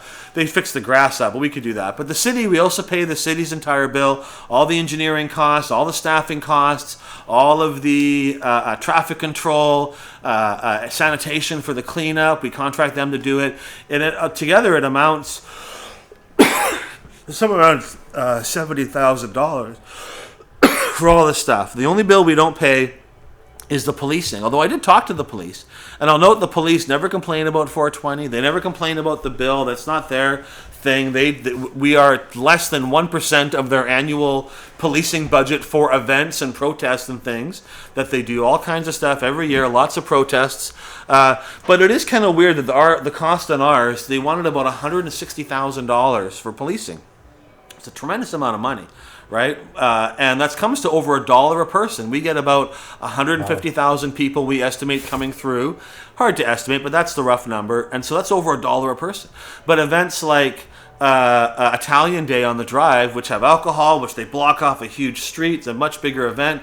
They say they get 400,000 people, or Car Free Day too, those kind of events, and their policing bill's $40,000. So it comes to around 10 or 11 cents a person, and ours is over $1 a person. And we have great security there. The cops love our security, said a lot of great things about them. They're not, on a huge so we get along with the cops, but it's weird that the policing bill. And so I talked to them about it. He said, well, one of the things is that's not actually the bill. The city just says what is the cost for all the policing. But if you're a licensed event, he said, we don't bill licensed events for all those costs. We have some of them. He said, I can't really break it down for you this year, but some of those things we wouldn't, if you had a permit, we wouldn't bill you for. Because they don't really give us a bill. It's more just to give us a list of here's what it all costs, and we just voluntarily pay parts of it, right? So it's kind of a weird thing. But he said the policing bill he thinks will be lower next year. He said part of the reason the policing bill is high also is that because the event's so controversial, they want to be there to protect. So the more people complain about it, the cost us money, right? And it's that's a bit unfair. If somebody said, I'm going to bomb the Pride Parade this year because I don't like gay people, and so please put an extra protection, it wouldn't be fair to charge that to the event. Or if someone said, I'm a car believer, I don't like Car Free Day, I'm going to do something or whatever, right? They wouldn't, it doesn't make sense. So, there's an aspect to it that it's kind of harsh. But said we're the only event to pay any of this stuff. We're going to cover the costs again this year. There's some things in the works that'll make it a little different this year, but that's still in the planning. But I don't know if we'll be bigger everyone's been bigger pretty much than the year before, but last year or this year was the 25th anniversary. We had Cypress Hill. It was on a weekend, on a Saturday. That all helped make it huge. First one after legalization. And a great live stream. Yeah, I think it'll be big this coming one. This next one is on a Monday. We missed the Sunday in the cycle because it's a leap year. So this year is going to be or next year is going to be on a Monday. Which I think will make the crowd a little smaller. And we're going to have some good entertainment, but we're still working on all those kind of details. But there's lots of opportunity for people if they want to advertise and be part of it. And to be frank, a lot of people that rented booths and that are moving into the legal system and don't necessarily want to get booths or to participate in our anarchist kind of thing. Yeah, because they're and that's good in some ways, but we'll see. There's still going to be the world's freest place for cannabis, the world's largest place to access cannabis. We still have a lot to protest and a lot to celebrate. And I think cannabis in 420, I think, is as vital as ever. I don't expect any problems with the police. I don't expect any problems with anybody. I think it'll be the same as usual. I think Melissa DeGenova will complain. Councilman will complain in the media, and that some of the CTV and that will report that we don't pay anything and that we're leaving a big mess when the reality is we do. And how dare we without a license? And there'll be controversy, but I hope that people kind of get tired of complaining about it all the time, and I hope that we can kind of get ahead of some of the media coverage on it and stuff, because I do a lot of media. I did 2 interviews today. I do interviews at least 2 or 3 times a week. I'm talking to somebody about cannabis, and usually it's fair. They quote me accurately. The questions are not always easy questions, but reasonable questions that are based in fact in some way, or at least aren't too far off of what's real. But when it comes to 420, it's really, the media coverage I find is very harsh, often wrong. I get misquoted. It's just a very challenging time, and it's frustrating that it's like that we can't sort of get more. And it's also frustrating sometimes in other groups. The Pride Parade reps came out kind of and were challenging us and putting our event down and everything. And I would much rather see solidarity between us and other protests, and I certainly support their events. And I just feel that we're all kind of fighting for the same thing or for similar things from different angles. And with 420, we've had 25 years of really good track record. Like, it's been very well pulled off, great. Very well organized, safe events every time. None of the fears have come true. No, we respond to complaints. How many events do you have to pull off like that before you finally get some respect? Yeah, we'll wait and see how that goes. And whenever there are issues, we've always worked to relieve them. And that's really why we moved to Sunset Beach, because we were having too many issues at the art gallery. The art gallery was good. It was too big, and people couldn't find the booths. It was like a mosh pit in the center crowd. People couldn't see what was going on. It was dangerous. They couldn't find the first aid tents. People would go to the hospital because they couldn't, just because they're feeling too high or want to lie down, because they couldn't find our spots because it was too crowded. Yeah, packed like sardines. And it's not comfortable, and especially when you're smoking weed, you don't want to be. And on the hot days, it was even worse. Yeah, and so Sunset Beach is a wonderful location. It is. It's the only real issue that we struggle with is the grass getting a bit muddy, and the reality is that part that we use and the part that gets closed for a couple of weeks afterwards, nobody's using that anyways. People really, if you go there and watch, people use it to cut across, but it's kind of muddy always. It used to be a soccer field. And I'm told by old-time residents there that the soccer players used to come on the weekends, especially when it was raining, and they'd chop the shit out of that field, and nobody ever complained about that. And the other thing is, in response to what you're just saying, their concern is that we take over the park and then the public can't use it. Well, hell, we're the public.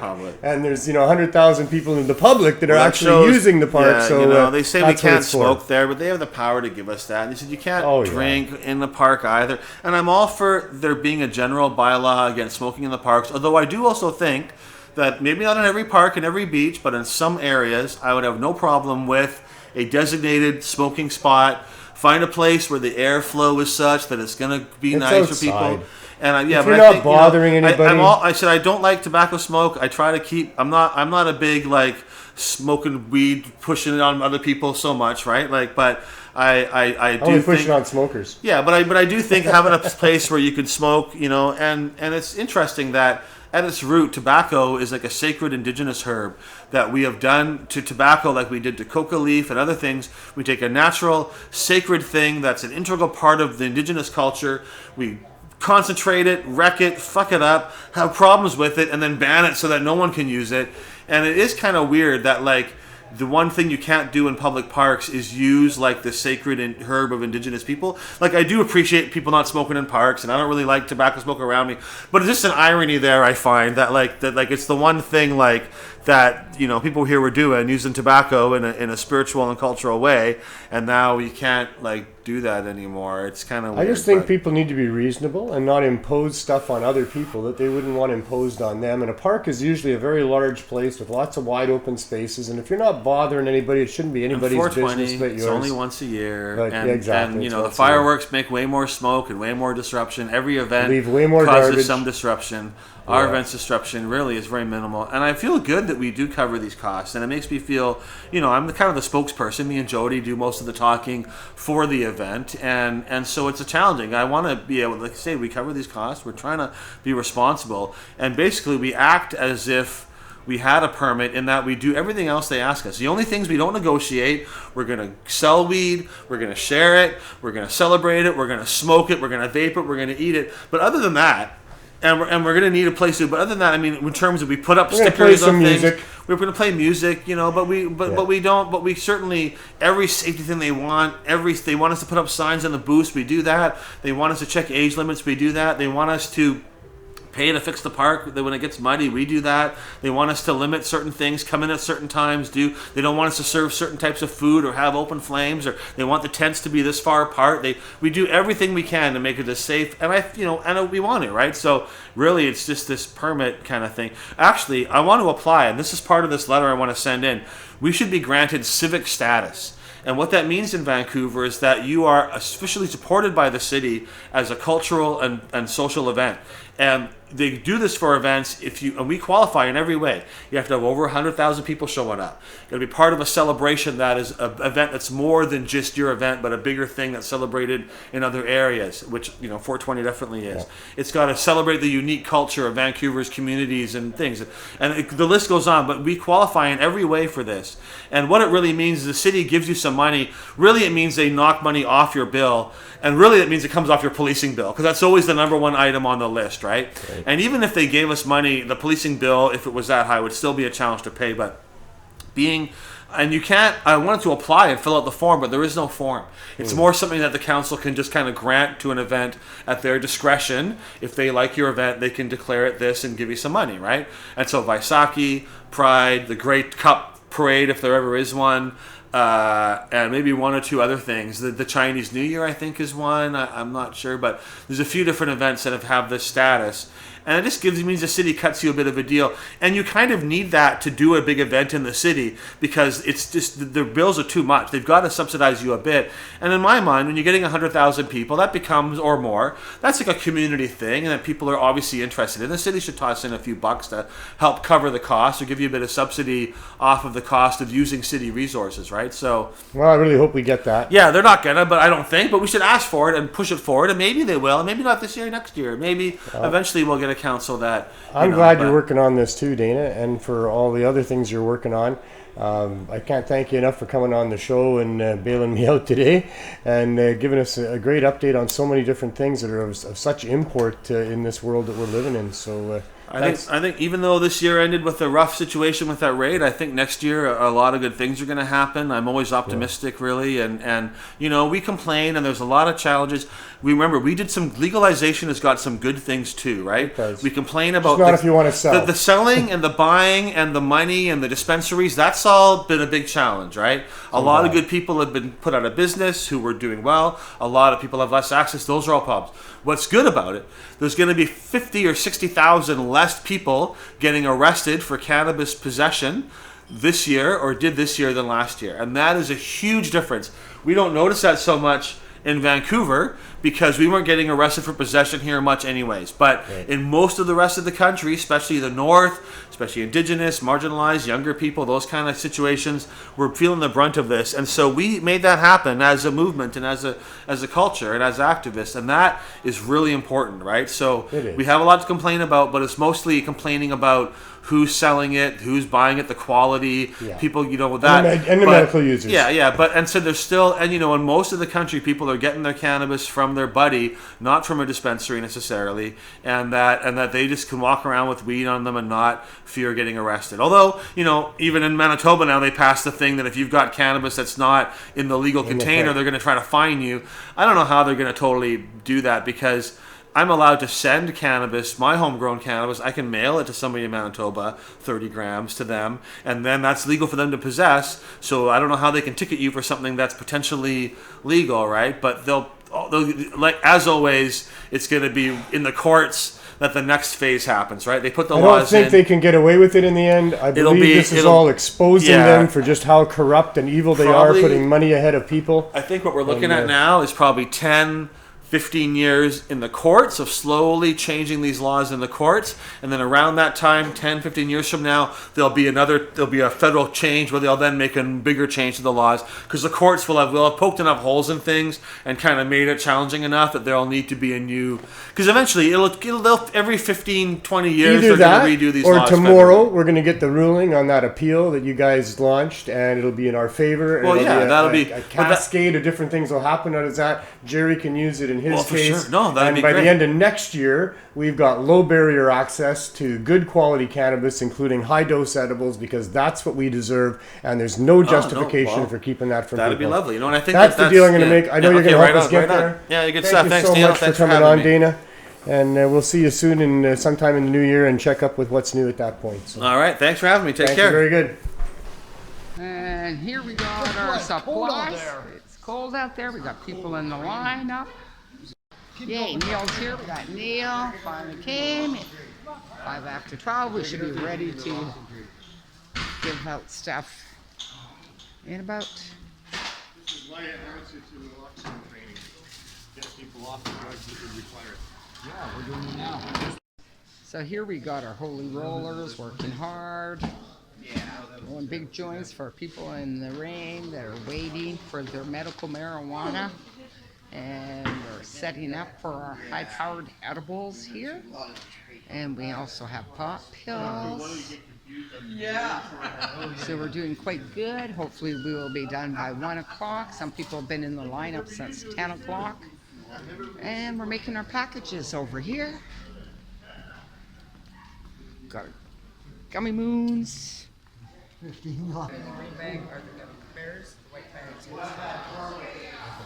Got our edibles. So what edibles did you make today, John? Those are straight up ham, smoked ham sandwiches for kids. But you can sketch one if you want one. I just might. Oh, and look what you got for the kids. Yeah. I'm just going to give you two. How about that? That would greatly help me. Look, I'm working. Hi, how are you today? Pretty good. Pretty good, thank you. So you've been in the rain for quite a bit for a Cannabis Substitution Project. And how do the edibles make you feel? A lot better. A lot better? What do you use them for? For pain and for just to make me feel better.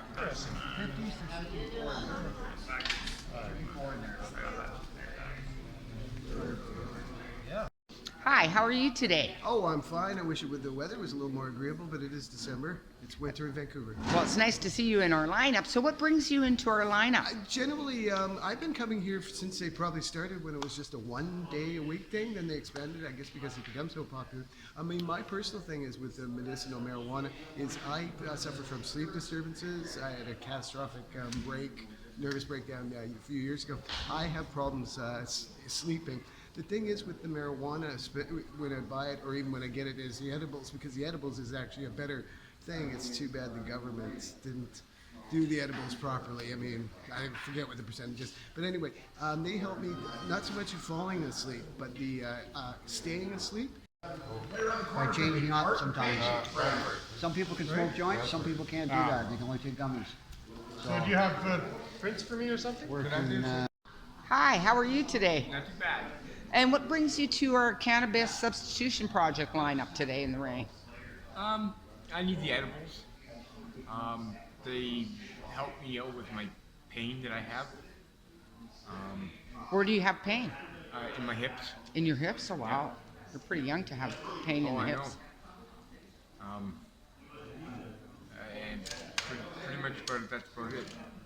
To go home, eh? You want the gummy bears? If we don't have gummy bears anymore, maybe moons. Oh, moons. Excuse me.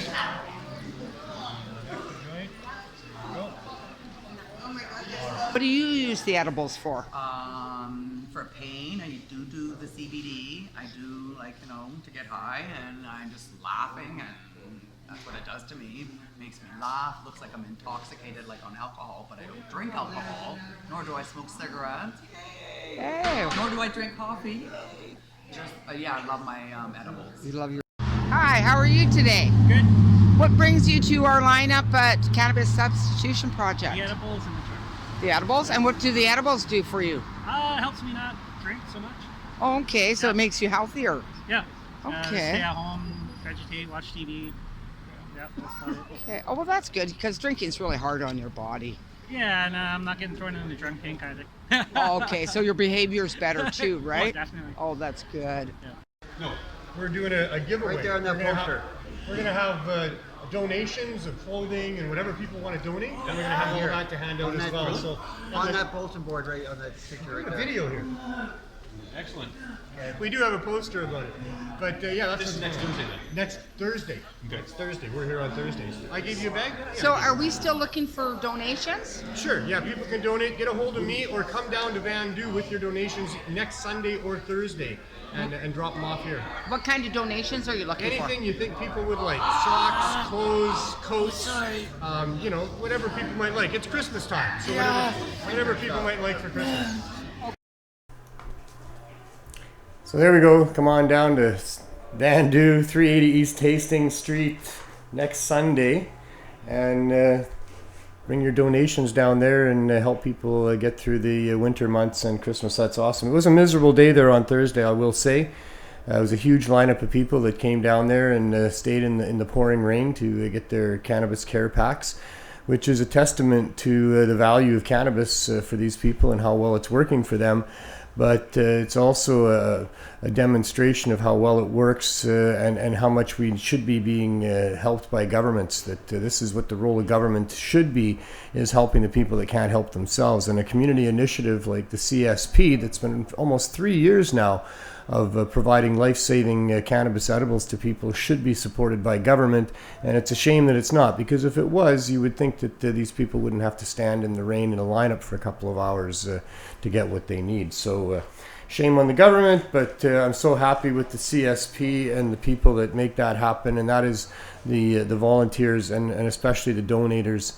The donators this past week, John Murray, can't thank John enough for all that he does. He makes real food and brings it down there infused with cannabis for people. Makes about 200 sloppy joes or containers of mac and cheese or whatever he decides to do for the day. It's a fabulous thing John's been doing, and I really appreciate his help with the CSP, coming down as a volunteer on Sunday and helping to hand it all out as well.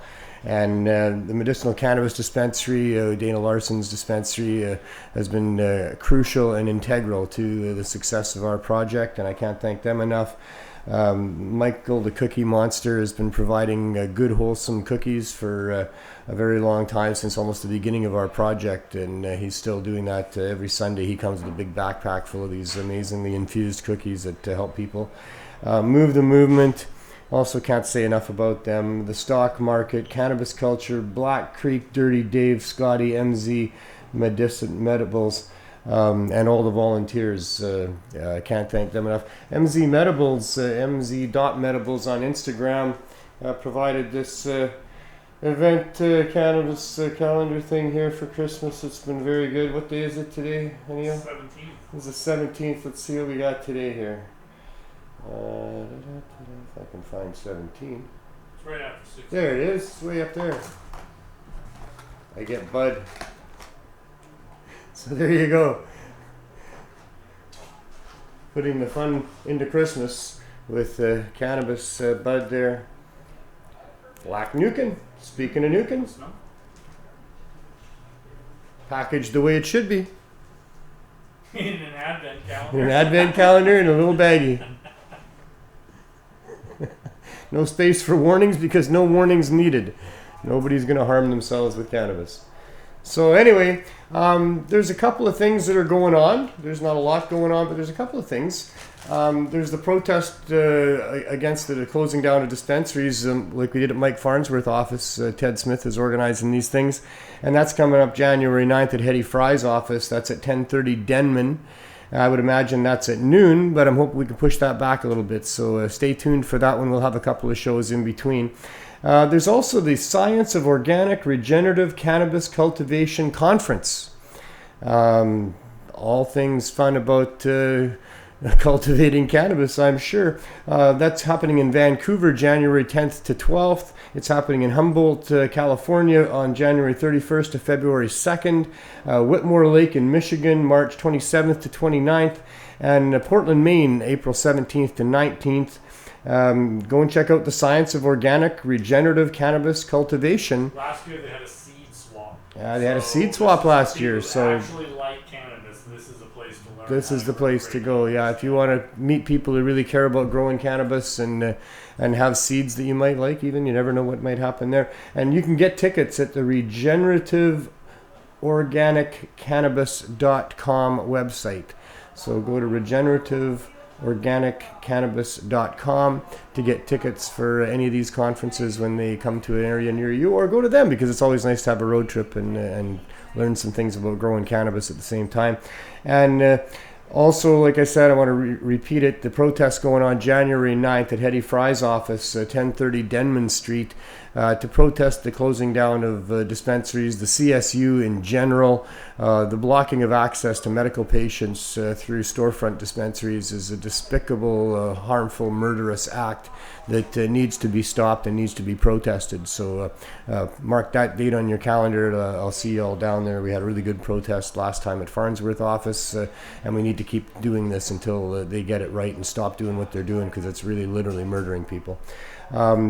Tomorrow here at Pot TV, we have From Under the Influence with Greg Williams, and all things to do with cannabis from Greg's amazing perspective. There's few people that have ingested more cannabis than him from more places around the world and traveled the world to do that than him, and he's got a very unique perspective on how things are shaking down here. Friday it's Jeremiah Vanderbeer with Cannabis Culture News Live. I know Jeremiah has been not able to do his show as frequently as he would like, but we're hoping that'll change soon. So tune in on Friday to see if he's there. It's always good when it's on. Jeremiah will keep you up to date. High Noon on Saturday with Boss Lissa and her co-hosts, and then Monday is the 420 Lifestyle with Carly Marley and BC Budgal, entertaining you, showing you all the fun sides of cannabis and all the current things with cannabis as well. And I won't be back on Tuesday next week. It's going to be Christmas Eve, and you all get the night off on Christmas Eve to go and spend some time helping some people enjoy the day, because that's the most fun you can have. And I highly recommend, as you go about trying to change the world, you have as much fun as you can have. So Merry Christmas, everybody. Thanks for watching. Thanks to Cannabis Culture for letting me be here and using the space. Thanks to Neil on his birthday for coming in and being the glue that holds it all together for us. And we will see you New Year's Eve.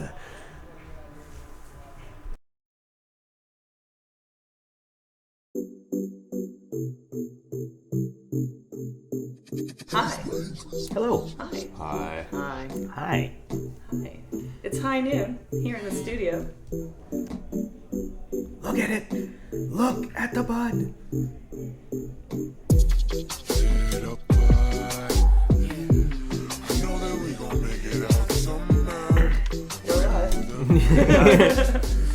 Right there. And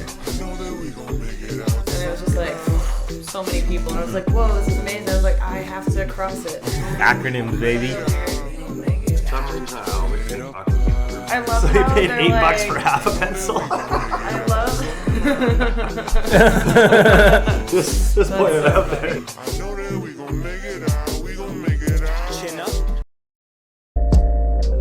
Hi there, welcome to the 420 Lifestyle Show. I'm Carly Marley. She's taking a dab. Thanks. We can play the Sycamoose video. Oh yes, Sycamoose video. Let's play the Sycamoose video.